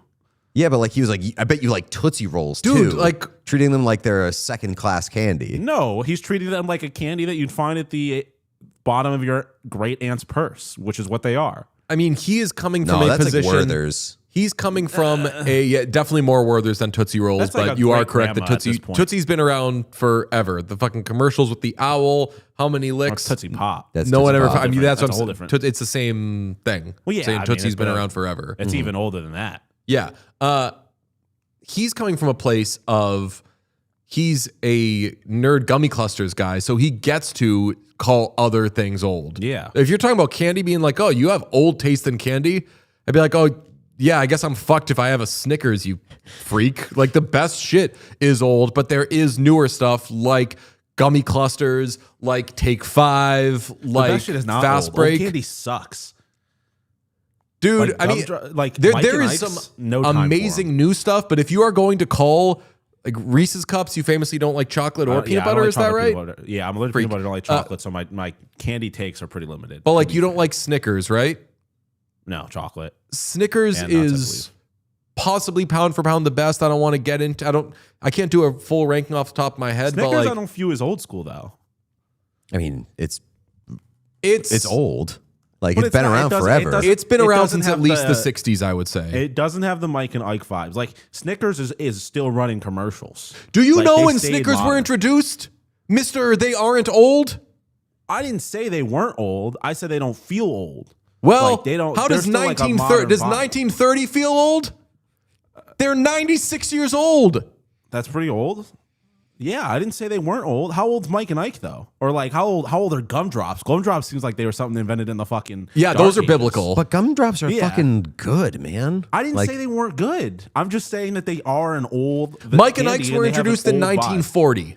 So, So wow. Snickers are older than Mike and Ike's, and I would have guessed that, quite frankly. Yeah, Snickers are a pretty straightforward candy bar, I would say. But again, yeah, it's not really about which is older and which isn't. It's which one kind of has an old person vibe and which one stayed with the times. I do agree though that like he does go straight to the gummy clusters, and that is like the biggest new innovation in candy. And so like I understand the separation between like the new big candy and old big candy, but like I don't know, that's a weird conversation because like good candy is just timeless. No, I know. yeah, Still- but like still I feel like exists. Nerd Cluster. There's like Swedish Fish or Sour Patch Kids or something like that. Like that's a new age of candy. I don't know how long they've been around, and I would put clusters. You're really in there where showing it's your like, ass in this conversation, Sean. I am with Seth Jarvis here. I feel like candy in a lot of ways is viewed as like a young person's game. Sour You gotta Patch stay with the Kids times. were introduced in, this rocks, No way. Are they that old? 1985 Oh. in the U.S., Oh. 1970s in Canada. Damn, what Sour the Patch fuck? Kids are That's crazy. Canadian. Their first words Oh, wow, are they're bonjour, Canadian. hi. Bonjour, hi. First they're French, then they're English. That's crazy. That's cool. How did it take that long to just go south of the border with a candy so that means good? there's still time. How old's Maynard's? Like, are we on time frame for Fuzzy Peaches? So down? they're previously known as Maynard Sour Patch Kids. Oh, well, what are we fucking doing? I mean, if you don't know, Maynard's sponsor the fucking show, will ya? We are Honestly. Maynard's down. I mean, You might That's my take legacy. Nerds. We only take them this month, the way that we like Maynard's over Nerds. Okay? sure. Maynard's knows what the fuck is up. If you're, by the way, if you're putting out a little bowl of something and you want to mix the old school with the new school, let me recommend to you Jolly Rancher jelly beans. Fantastic. Not a huge jelly bean not guy. a jelly bean guy. But when you do, Yeah, me either. if it's like a specifically candy flavored, it's like sugar with a side of sugar. Terrific. Yeah, like a Swedish Fish Swedish fish jelly beans are pretty solid. I thought you were suggesting you put a bowl and you mix Jolly Ranchers and gummy jelly beans, and I'm like, that's an insane thing to do. Nah, considering the difference in consistency or texture or whatever. I mean, really, that whole thing. I mean, there's been candy chat on podcasts since the 1930s when the first Snickers bar was made. That's interesting because it's Seth Jarvis talking about candy with somebody he probably doesn't know very well. It's also interesting because he's just fucking leaving candy in his bathroom. That's fucking insane. Yeah, I mean, that's really the most insane thing about all that is candy on call. That might be like one of the most disgusting bathroom things that I've seen since like every third episode of House Hunters, where a bathroom has carpet, and Jesus, that's horrific. Don't keep know, any food in your bathroom. That's fucking I gross. Need to know, does he have like an open bag or like one of those big bags that you could zip up or something, or are they like little individual packages? Because if that's the case, that's the most acceptable that could be, I would say. I mean, no, not to. I know the source material. I saw the video of the friend talking about it. He said he ate half the bag. Like he did say that. He dieseled half the bag, which suggests it's the big resealable bag of gummy clusters. He did say that. Man, yeah, I mean, it's definitely a little gross. That part's unfortunate. Famously, you had not had nerd gummy clusters until we were in Toronto for the All-Star game, and they were handing out little samples of them. And I went to your hotel room at one point to pick up a piece of equipment, and that shit was a mountain of gummy cluster samples that Sean had collected like a fucking squirrel next to your bed. Was actually it went up like a pyramid. It was crazy, and those things fucking rock. I remember when you had your first one, we were like, "Oh, you haven't had this? You're going to fucking love it." Those are one of the best candies in the game. Those are like my LeBron of candies, maybe my Wemby of candies, where it's like old heads might not recognize, but the fact of the matter is this is the most talented candies ever been at the most advanced candies ever been. Like that's definitely. I think they're the Wemby.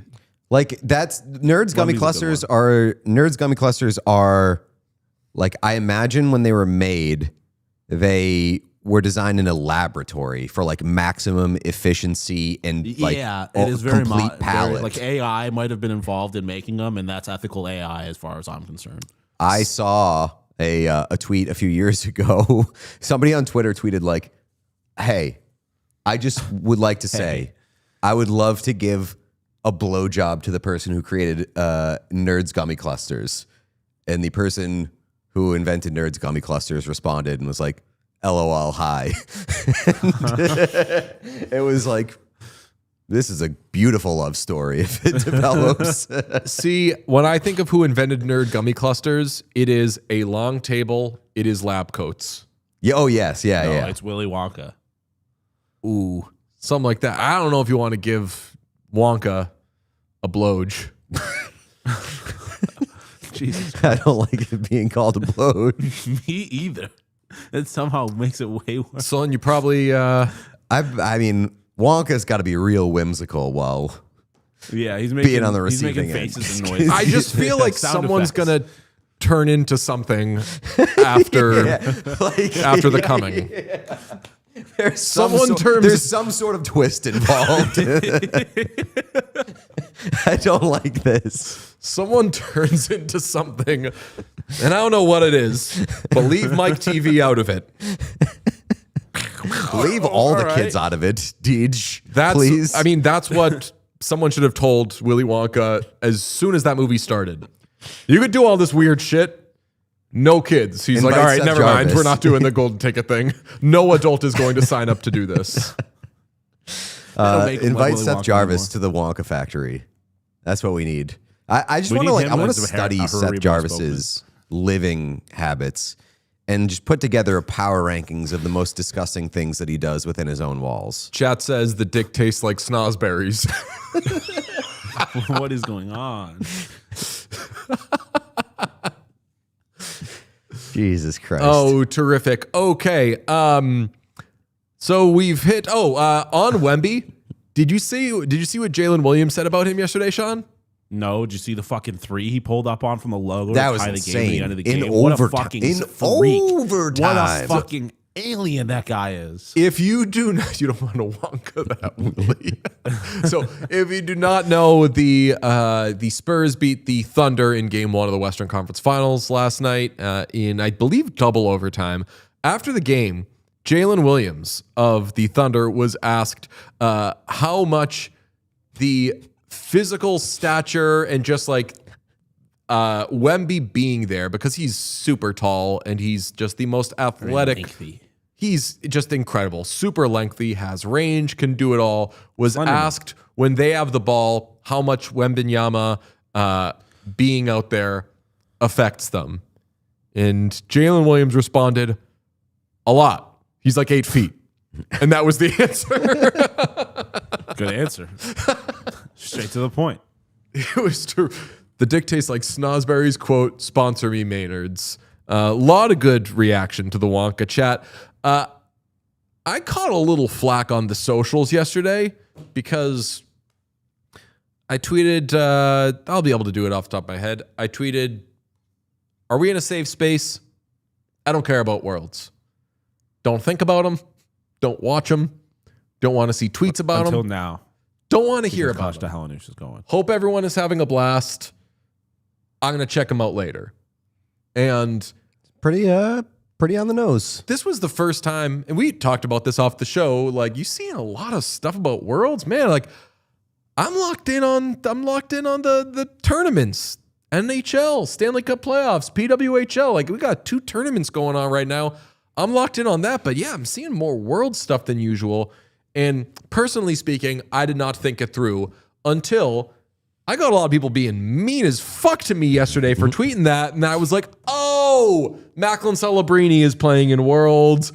So everybody is watching Worlds and Celebrini stands are watching it. They care about this.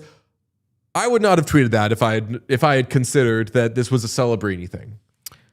I don't want to discourage new hockey fans from getting very excited about hockey. So like people are watching Worlds. I am pretty sure it is almost exclusively for Macklin Celebrini. And if I'm wrong on that, I can get shit for this batch of comments on it. I mean, it's for Macklin Celebrini and for Canadian hockey fans who want to see their team win a tournament. Literally. But we can call it what it is.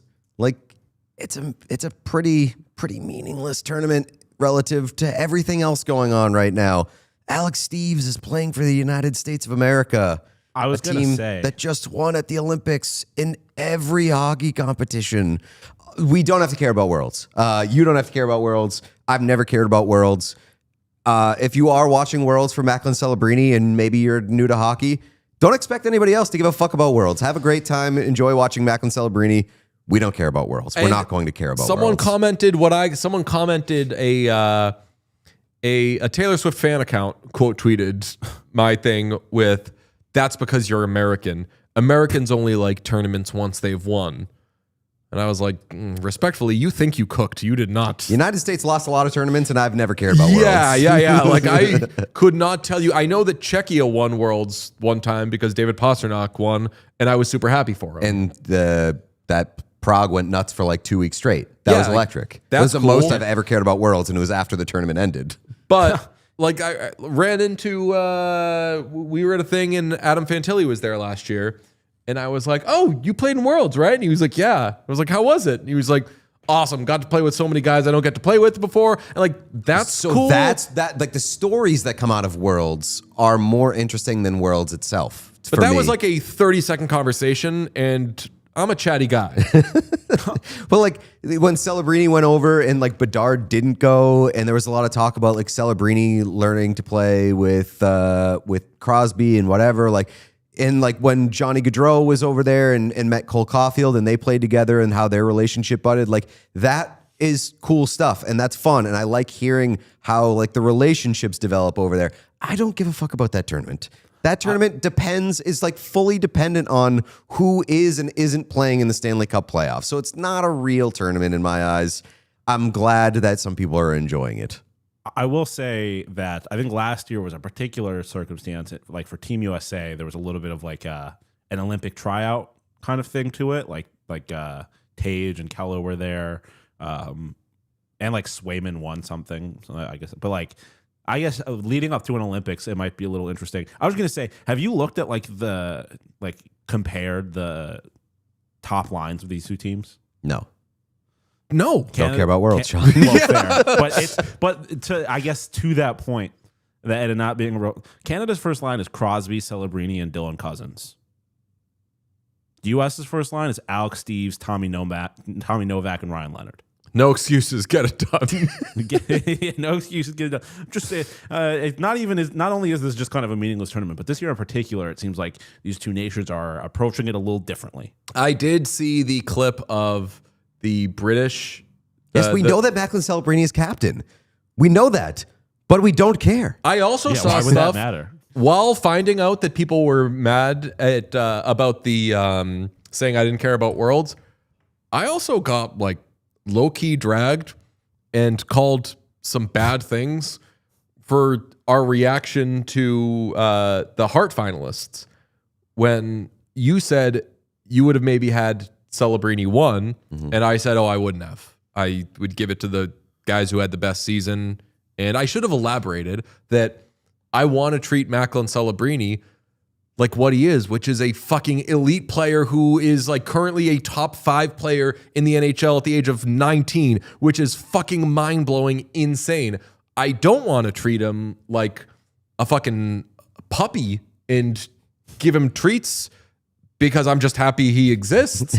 He's going to win Hart trophies. He's going to earn Hart trophies. The fact that he nearly did it in his second year is fucking crazy.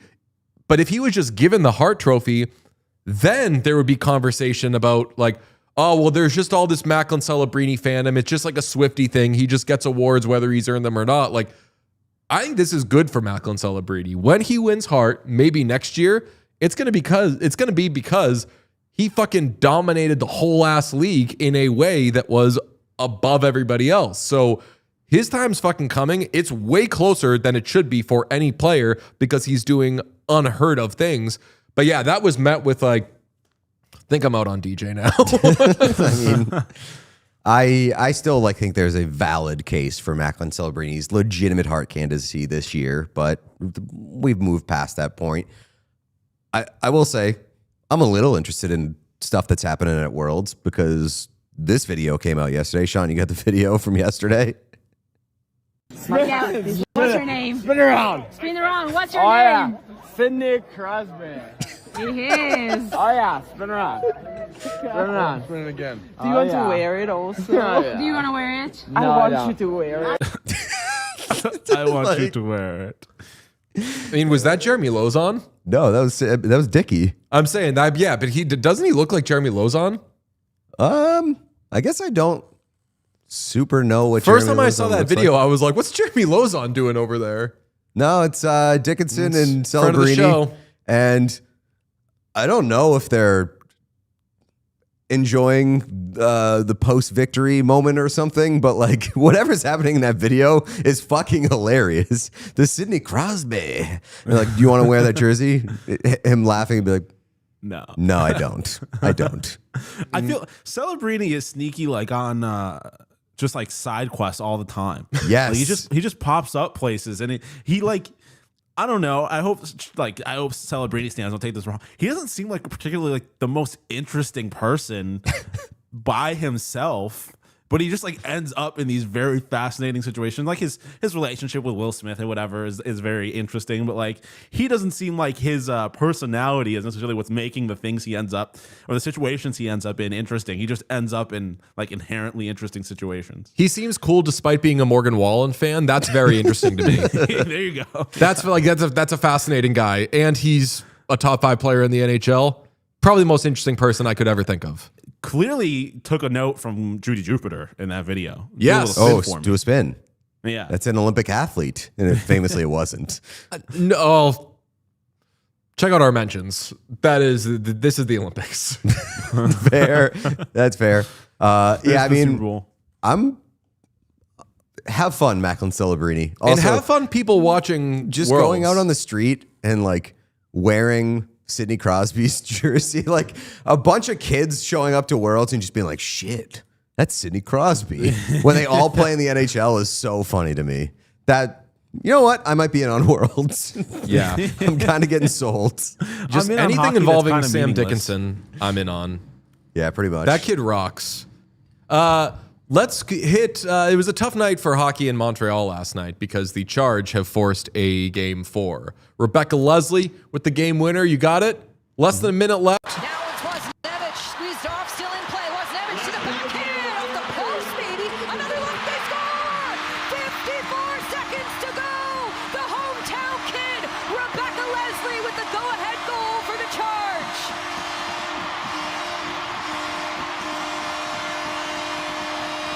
Rebecca Leslie, who for the second straight year, just kind of going off in the playoffs. I think there was a review of like hit the glove, is there some hand pass? Fuck it, rule of cool, Charge win. Huh? Montreal, how you on feeling? That game winner than the last game winner. Only that.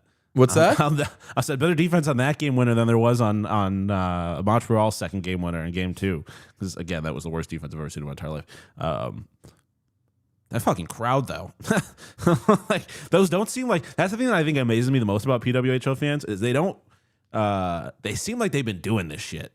Which, like, I know a lot of them have been supporting women's hockey and everything, but they haven't been in like they haven't had these environments, these stakes to be a part of, and like the it doesn't seem like the love of that team or these teams is like new. I guess. Yes, I mean I've been to a lower number of women's hockey games, PWHL games, than I would like to have attended, but I blame illness, not our own. We were supposed to go to Game 5 of the second round against Frost. Really wanted to fucking go to that, but people were sick, so they banged it.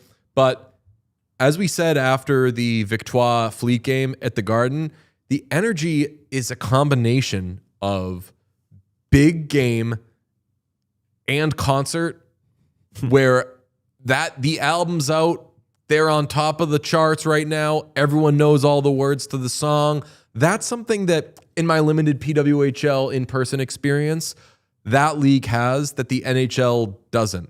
Like there's much less kind of nervous energy and like fuck down in front kind of stuff than there is at PWHL.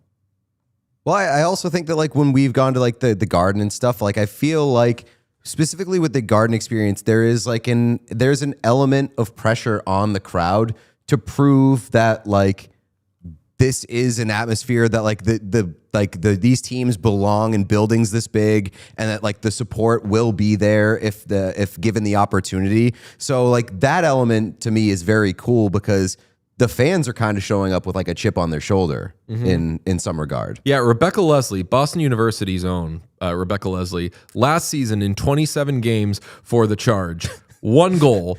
In 8 playoff games for the Charge, 2 goals. This year, 14 goals in the regular season, already up to 4 in 7 games. Big game player. Katie says a different kind of energy, in parentheses, lesbian. We will take that kind of energy. Shout out the WCLU. That's right. Know what I'm saying? Yeah, man. Just to go back to the Worlds thing, I feel like we're not done. I feel like we've said our piece. We're not. It'll be a statement, a fan statement. It's going to be. That's just not done. I'm going to still embrace the extracurricular shit, like that video of the Sharks. Yeah. Awesome. Yeah. But don't hold it against me, my beloved Canadians, that I don't think I'm ever going to care about that. I'm going to challenge the players and the champions of Worlds to earn my business. Earn my business, and it's not going to come on the ice. That's all I'll say. Don't send me highlights of shit from Worlds. I don't give a shit. But I'll give Worlds and its the World Cinematic Universe a chance to earn my business. Yeah, like if you send me a video of who's at World, you said Alex Steves. You give me a video of like Alex Steves spinning a basketball on his finger for a while, and then like doing that. Let's turn Worlds into Banana Ball. Yeah, that's the Banana Savannah, Savannah Banana thing. What if they made Worlds a 3-on-3 tournament? Would that do more or less for your interest? I mean, it'd do more because I'd be like, at least this is embracing its fucking nonsense. That's yeah. I mean, if they're tastefully introducing fire to what they're doing off the ice, I can do that. Turn it into NHL 3-on-3 arcade. They need to have like power up pucks or like throw banana peels onto the ice. The question I wanted to ask Cosmic is, hockey.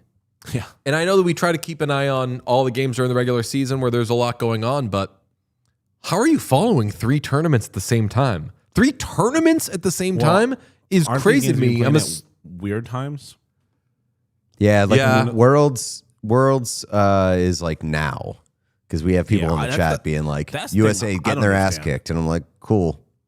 Call me when the games matter. So I guess to your point, DJ, like I understand how you do it if you have nothing else going on. But like if you have other shit going on, I don't understand how you manage to follow 3 tournaments. I still haven't seen Devil Wars Prada 2. You think you still don't know what Nick's cameo is in it? What am I gonna fucking watch the British hockey players saying the C word? Oh, and also another complaint is I'm seeing people have like NHL takes based on Worlds. That's what I was trying. I forgot. I was like, I had another thing on Worlds. I'm seeing people have NHL opinions and thoughts and like letting Worlds inform what they think about their NHL team.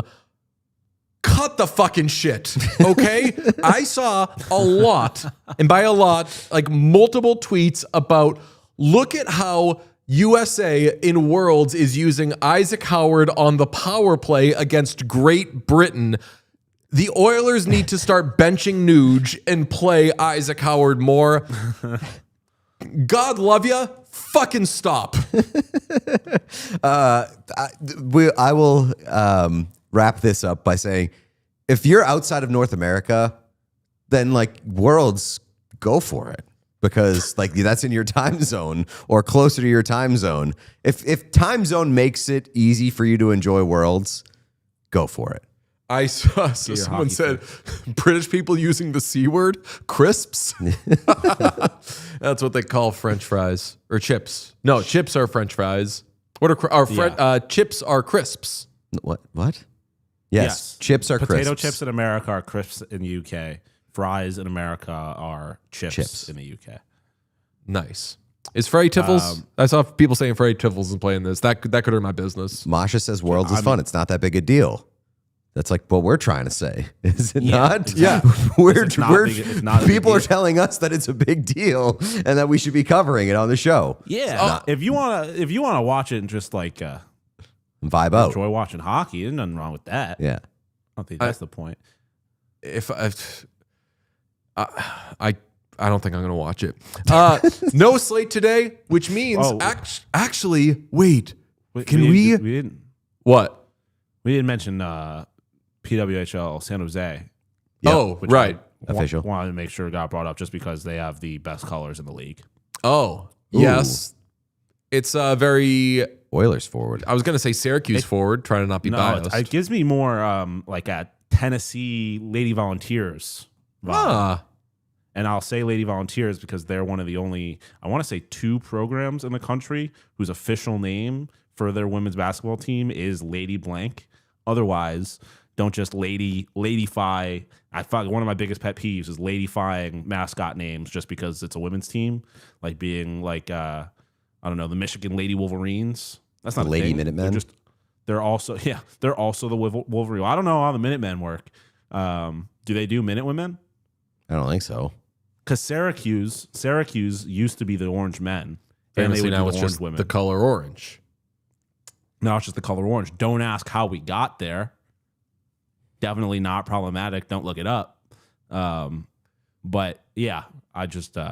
Speaking of problematic and things that we forgot, I sent this earlier in the show, Sean. I don't know if you have it, but we have an update on those pesky Vegas Golden Knights, rule breakers that they are. From Elliot Friedman, Vegas and the NHL met at 10 a.m. today, and I'll interject and say to those who don't know, Vegas Golden Knights got banged a second-round pick in this upcoming NHL draft, and head coach John Tortorella was fined $100,000 for their behavior after, I believe, Wednesday's Game 6 against the Ducks, in which they just blew off the media. Tortorella didn't talk. They sent a couple players to the podium for like 10 minutes, and they didn't open the locker room. Big no-no. Dressing room, I'm sorry. Big no-no. They also wouldn't wear mics during games. They were just breaking a lot of rules as it relates to the media policy in the NHL. So they were docked a second-round pick in next month's draft, and Tortorella was fined $100,000. Elliot Friedman today. Vegas and the NHL met at 10 a.m. today because they're appealing. As it stands, the penalties remain as assessed, $100,000 fine to John Tortorella. There's possibility if Vegas is compliant with rules, there could be some addressing of this in the future, but it doesn't sound like there's room for draft penalty to be revoked. I will interject and say, fuck yes, NHL, asshole tax. I agree with that. Adds Elliott, and this I think is the most prudent update. As for Bruce Cassidy, the coach they fired, who still needs permission granted to talk to other teams, as for Bruce Cassidy, sources indicate that was not part of the conversation, and his status is unchanged as of this morning. Vegas is not inclined to give permission to Edmonton or LA. We'll see about Toronto. I am biased here because I want Bruce Cassidy to be hired by the Oilers. But even not being biased, and I know that these are the rules, and I will fight for the Golden Knights' right to freedom, whatever. Quit being dicks. Like, they're not going to do it. No, I know. Yeah. It's hell yeah. I'm so torn on this because I know that it's within the rules. It's fucking bad behavior. You're being dicks. Without question, you're being dicks. Players demand trades, and you don't want to let that. You don't want to see them in your conference. Like if I think if it's a competitive thing and they just don't want him in the conference, I'm all aboard. If it's like you know what, Bruce Cassidy, we don't care. You want us a Stanley Cup? Fuck you. You don't get to work anymore. Enjoy home and ESPN, you fucking loser, or TNT, whichever one he's on. If that's the case, then obviously that sucks. That's really lame. But if it's a respect, if they respect him so much as a coach that they don't want to have to see him all that often, maybe see him in the playoffs until the Stanley Cup, I respect that. I mean, that's like a dangerous game to play because it's like, how much do they respect him? They fired him with 8 games remaining in the season. I mean, they obviously and like if you really respected him, let him fucking coach the team that he wants to coach. And you know that this will or can have an adverse effect on the Golden Knights. If a team down the road, if the team down the road has a coaching opening, candidates will consider this if they're picking between multiple spots. Bill Belichick famously, yes? A head coach opening like the Vancouver Canucks, who just fired Adam Foote. Bruce Cassidy, that's great news for you. Why? Because I feel like at like 4 points during this season, we had the discussion like, who's coaching the Canucks? Oh yeah. Now you don't have to know who's coaching the Canucks. I don't know if that was more me or you. You would ask throughout the season. You'd be like, "Do you know who the head coach of the Vancouver Canucks is?" Oh yeah, maybe. Like we did that with the Seattle Kraken. I feel like we did that with Lee Lambert. I do feel like for a guy who is in a first-year head coaching position, it was asked a lot. Like, wait, who's coaching that team? But yeah, I think. I don't know. The Cassidy thing is like, I understand from a competitive standpoint that you don't want him to go to a rival, but I just feel like spiritually, if you fire a guy, he should be released out into the wild. Yeah, I mean, yeah, I don't know. I just I think going through life expecting people to do the right thing is a foolish way to approach it, even if people have done the right thing in every instance prior. So I just don't. It's unfortunate. I don't find myself having a whole lot of sympathy for Bruce Cassidy, especially if he ends up getting a job.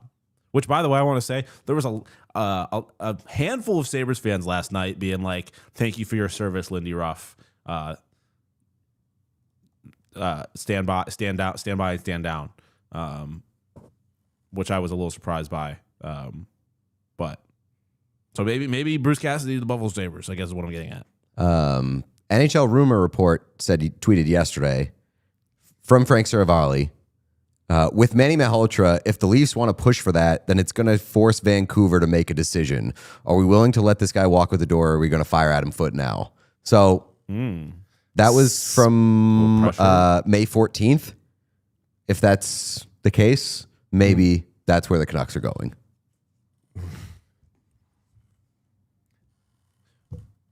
I want to get Bruce Cassidy on the show to ask him what he thinks of the Golden Knights. I just want to talk I got to talk to my guy. I want to talk to Bruce Cassidy like off the show and hear what he has to say. I mean, he's the same on the record as he is off the record. He is pretty. I know that teams aren't always crazy about this. That is true. Yeah, he'll say they'll be like, "Hey, tough goal to give up. You feel bad for the goalie there," and he's like, "Well, it's a tough goal to give up," as you said. Yeah, for us. That's true. He doesn't really let a microphone in front of him sway him all that far off the course. He's the best, and I mean, as an Oilers fan, I want him to coach the Oilers, but as a person, he is a quote-unquote free agent-ish coach. I want him to get the job that he wants. And down the road, as I was saying before, if a coach has options and the Golden Knights is one of them, this will be something that they use in the cons category. Belichick chose the Patriots over the Jets back in the day because he didn't have a good feeling about Jets ownership. Didn't like where it was heading. Wanted to be someplace where he felt a little more safe and under control. This is a strike against the Golden Knights you could always say this about players like Beware signing there because they're ruthless. But now, coaches, they're going to fuck you. And if we know about management being pissy about other management offer sheeting players, does that come into play down the road where teams aren't willing to deal with Vegas based off of how they treat or don't communicate with other teams?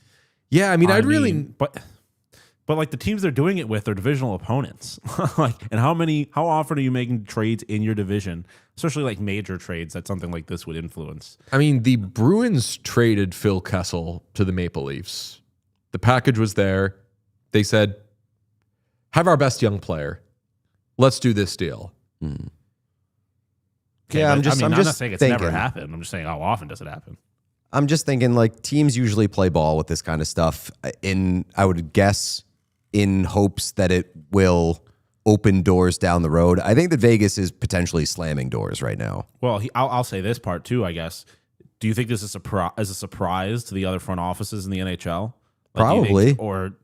I think probably. You don't think that the rest of the front offices in the NHL had somewhat of a, maybe not this specifically, but already had somewhat of an opinion on the way Vegas does business? I feel like the way Vegas does business doesn't often impede other teams. Am I wrong about that? I don't know. They just the whole LTIR thing in the CBA got fixed, I think, in large part because of the way that I didn't want to say abused it, because again, but that's not Vegas exclusive. Other teams have been doing that for years, and it's just it was acknowledged as a loophole that could be taken advantage of if the circumstances worked out for you and your team. No, definitely. I just when I think about Vegas and the way that they operate and how some people have a problem with the ruthlessness or the coldness, it doesn't often involve them standing in the way of other teams. I guess that's fair. All right. We don't have a slate tonight. We have a blank one if you want to look at it. We have a blank slate. Let's see it. I hate that. Here's your problem. It's leaving off such games as World Games, Hungary and Great Britain, which puck drops in 20 minutes. You also got Slovenia and Slovakia. Banger. Czechia and Italy. There were some good matchups there. Is Kosa there? Or not Kosa. I don't think he's allowed to play anywhere. Damien. Clara, yes. Yeah. Jesus. I'll say we're also, it's a big, these are big NHL rumor report days or whatever, where things will be floated and repeatedly brought up. Every time I see something about Sebastian Kosa being on the market this offseason, I see the same thing. which is Red Wings fans in the replies being like, good luck. It's going to cost you a first, a prospect, and a house.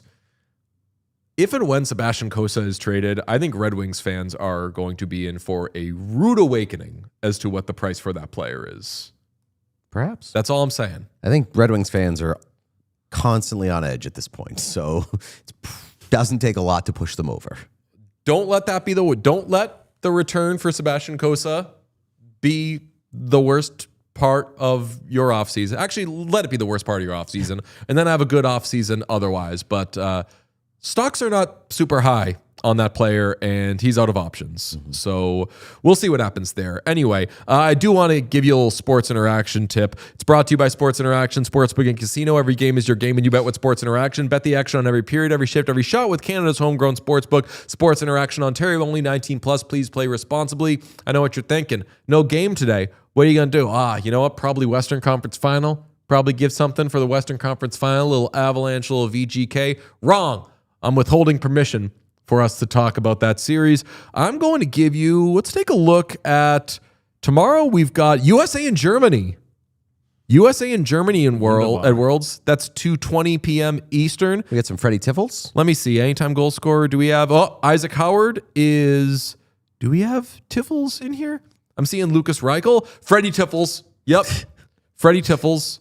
Do we want to do a Freddie Tiffles goal, or do we want to do an Isaac Howard goal? Let's go Tiffles goal. Yeah, let's see. We could do an Isaac Howard goal during the NHL season. As if it's a question. Let's see. Freddie Tiffles to score plus 450 out the door. Cash easy. There's an implied improbability of 18.2%. It's probably Canadiens' chances of winning both of those game sevens. It can be done. Freddie Tiffles. Look at us. We're a world show now. Bring it home. Worldly. Every game is your game when you bet with Sports Interaction. From puck drop to overtime, bet with live odds on every play with easy deposits and payouts. Go to sportsinteraction.com/whatchaos to open an account. Ontario, only 18 plus. Please play responsibly. Let's fly through some super chats if you would, Sean. Real quick, Yuri Kulik had surgery on his clot issue. Said his hockey career is going to be able to continue. Literally just got that news. So hell yeah. That guy is maybe a very good player for the future of the Buffalo Sabres or a very good asset. Good asset helps the power play. The guy's still in the hospital bed, and Sean saying his trade value is. He was not. He said it from the podium today. Oh, okay. He's healthy. Oh, did they have breakup day today? Yeah, it looked like it. Damn. Apparently, I don't know. Costa Helenia seems real cheery. He was making jokes about borrowing UPL's car and there being a scratch on it, but it not being his fault. Just That's big Sean ruined my life behavior. Last night, Costa. I crashed a car. It wasn't my fault. I was driving, though. No, I never denied that it was my fault. I just refused to take accountability for it. No one knew it. No one knew what went down. Gabby Nicole says that is a Chuck Rainey reference? I forget. Pouring one out for our beautiful little guy in the corner. Cheer up, Buttercup. You wanted to learn French anyways. Gabby Nicole that took a little bit of an a turn Oilers there. fan. So they've been through very genuine. Seemed very genuine, and at the end there, I got a little shit talky. I'm not sure how I feel about that. Gabby. I don't know how many times Buttercup has been used. Yeah, exactly. I was literally mid-salute, and then I got called Buttercup, and I was like, all right. What's up, Buttercup? Yeah. That's what Tiger Woods said. Otsukari, 6860 says, for our beautiful guy in the corner, the side of fries says, get this team a real starting goalie. That super chat is a start. The David Carlson, my guy, says, Sean, want to shut this down? Sip Coronas with your boy? Birthday boys. Happy birthday, David. Little birthday Coronas. Love that. I could see you two on a hammock just fucking going cuckoo crazy pants. One hammock? We're sharing it. Are we sharing a hammock? Okay. Each hammock, whatever you want. Money's no object. Bunk hammocks. Yep. Fatima says, Pete, I'm a Habs fan who likes Bruins. Embrace it. I'm going to give Pete a rest. I'm doing the best I can. You're a Habs fan who likes the Bruins. Pete is a Habs fan and a Bruins fan. Shut the fuck up, Sean. There's a distinction there. Shut the fuck up, Sean. The Rustache. And a Buffalo Bandits, the back-to-back National Lacrosse League champions. Now you're lying. Now we know he's not serious. I say this in arguments all the time. Now, this is where you're You're just choosing to lose the argument because Quit you're while saying you're things ahead, that aren't Sean. true. Yeah, Yes. that was ridiculous. The Rustache says, Pete, embrace your 2 Habs. It's okay. That's You're pretty 2 good. Habs. You're 2 Habs. I like it. What? 2 halves. You're 2 Make halves. a whole. Oh, okay. You're Habs. 2 halves I don't like make it. Partisan. 9? Stand on business, Pete. Fuck the Habs forever. See, people are throwing money, Pete's saying already different you things. Can't already bent the knee to the altar that is Habs hockey, which Pete has. I'm starting to regret this little tongue-in-cheek pizza Habs thing. Sean's getting mean. Beth says, I was stuck on a plane for the end of the game last night and had to suffer alone next to a Habs fan. That sounds like misery, and that Habs fan was not me. I was not on a plane. The worst part, if I was on a plane, like I wouldn't have even been able to. I wouldn't have been able to process the way out. You can't make the jokes I was making while on a plane 30,000 feet in the air. You definitely could not. You're not allowed duct tape to a chair. Shouldn't be allowed to make the jokes you were making anywhere. You would be detained. Sam, I am. Yes. I would 100% be detained. Kazimon says, as a Canes fan, fair. A lot of us suck. Canes in 5. Nice. Mike Noyes, are you rooting for Vegas over Montreal if that's a Stanley Cup final matchup at Pete? Good question. Probably yes. Definitely. Yes. Wow. Again, like I cannot root for the Canadiens to win a Stanley Cup. Yeah, but I don't think do you find yourself having to root for somebody or just rooting? I will just observe. Or like rooting for the nuke in that situation. Yeah, true. I will just observe.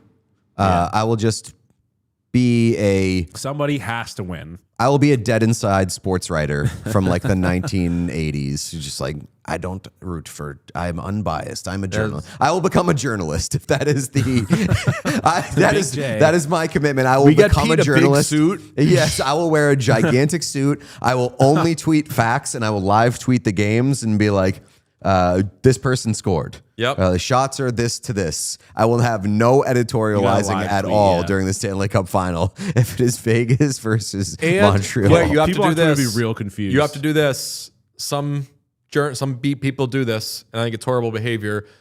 You wait till a press release is put out, and then tweet it as though like that's yours. Yes. Yeah. Good call. Lost State Studios says people in Carolina are going to be raising up, taking their shirt off, twisting it around their head, and spitting it like a helicopter if the Canes win. Cash Patel's a hockey guy. Right on. Checker Dandy. Only place in the league where that would happen. Checker Dandy. Kevin Spacey's brother lives in Boise, and he drives limos dressed as Rod Stewart. Damn. I don't know if that's true, but if so, wild. That's the most ad-lib ass or mad-lib ass sentence I've ever heard. Snowtonin. Thank you, Tage Thompson. Right on. I'm assuming that is a Canadiens fan. Young Judge Wig. As a Hurricanes fan, I'll say this Carolina-Montreal is a battle of two very annoying fan bases. I'm joking.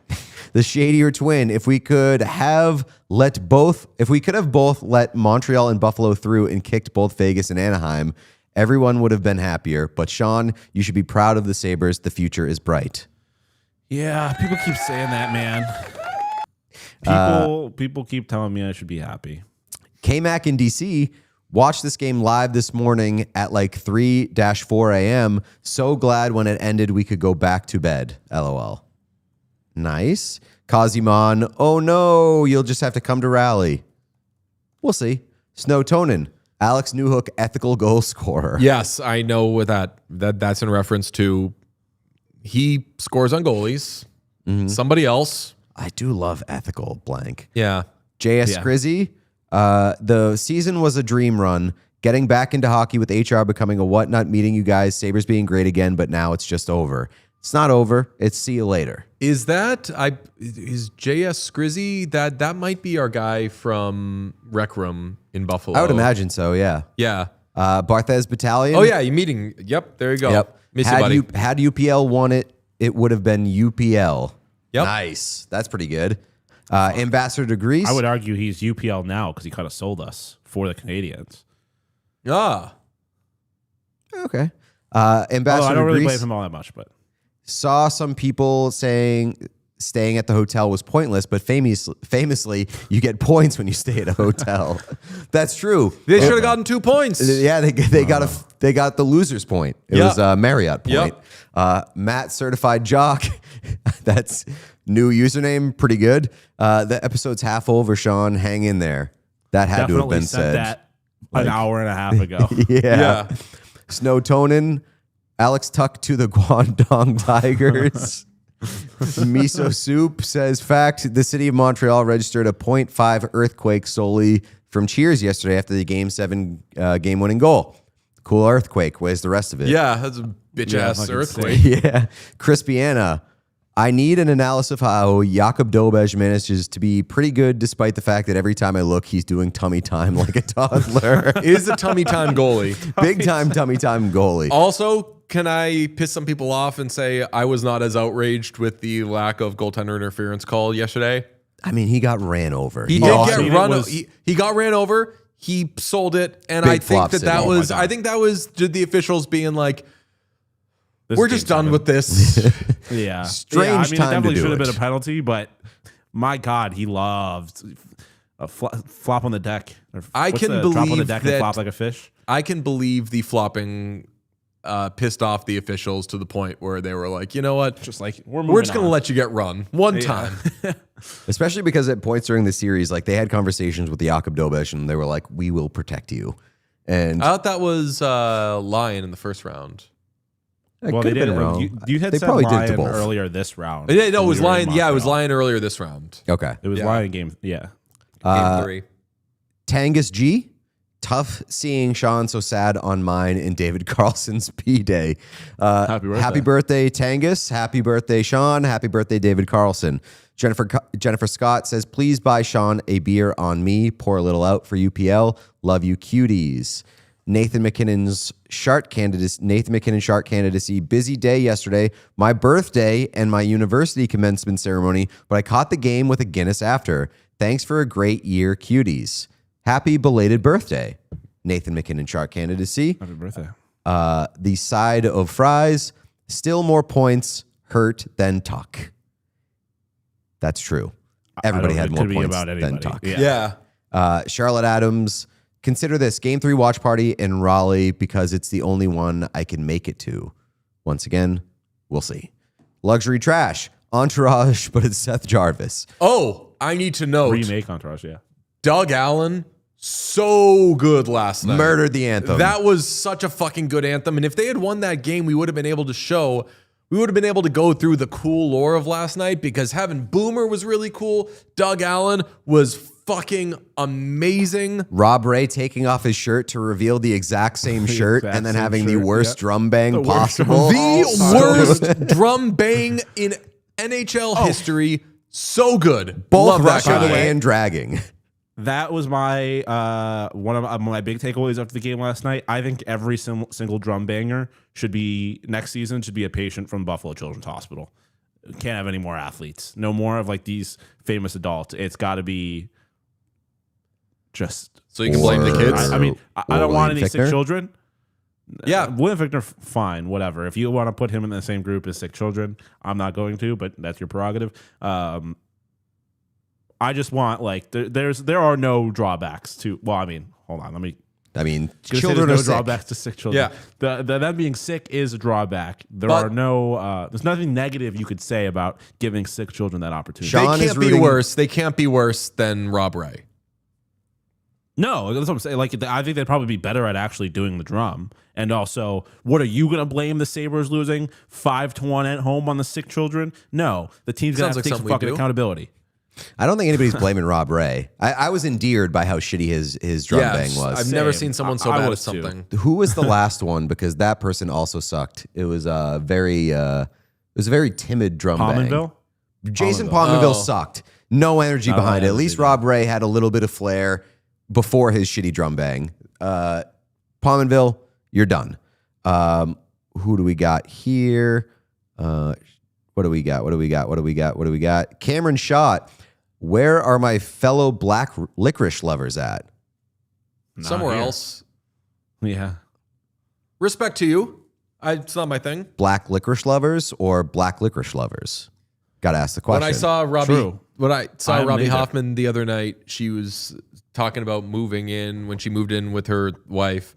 And she was like, and I have a black cat. She's got a white dog. And I'll clarify, like I'm saying the color of the cat is not black. I'm saying like my cat is a black person, and was like describing how the cat behaves. And she was like, and the dog she said a lot of bad things that I will not repeat about this white dog. And then she was like, yeah, I'm getting into racist jokes now. Yellow-horned beetle, let's go Canes. Love y'all. I'm sad about the Sabs.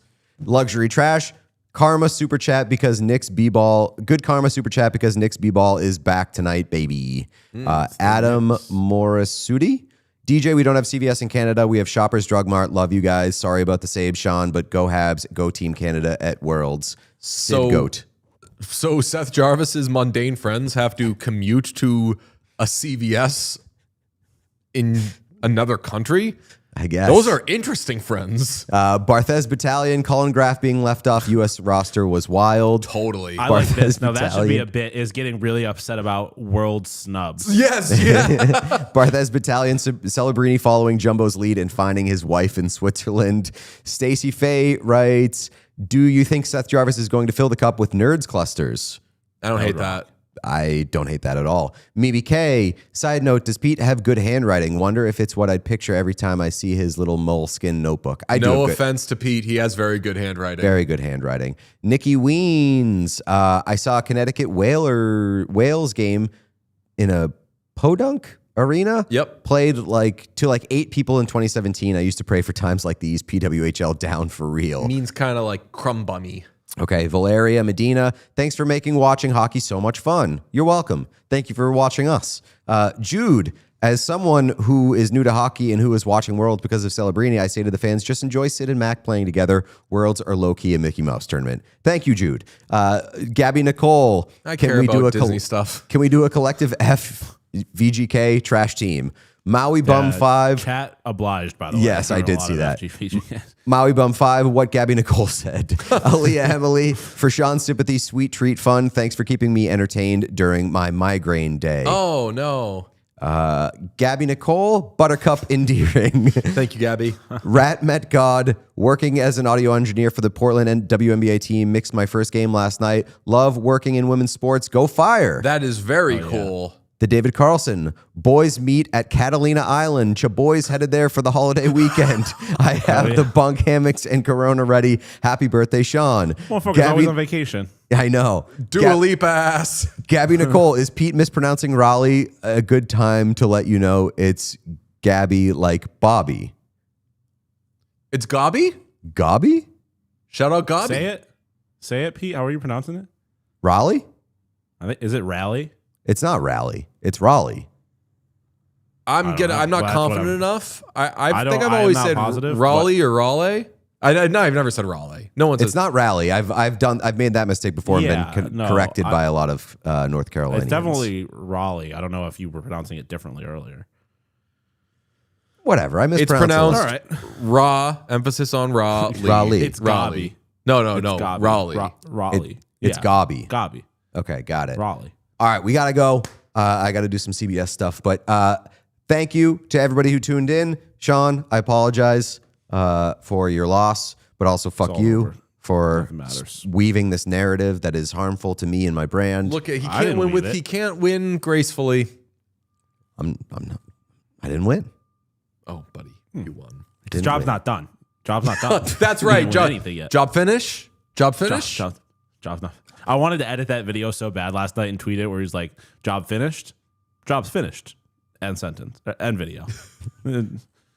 I think if we do a Pete as a Habs fan clip, we definitely have to put in that last part where he says that he didn't win, and then you put in Kobe as Pete. Job there to be happy about. Bonjour, bye. Okay, bonjour, bye. If you enjoyed this video, please subscribe to What Chaos here on YouTube. You will get everything, daily episodes, player interviews, and so much more. It's all here on the What Chaos YouTube. Hit subscribe.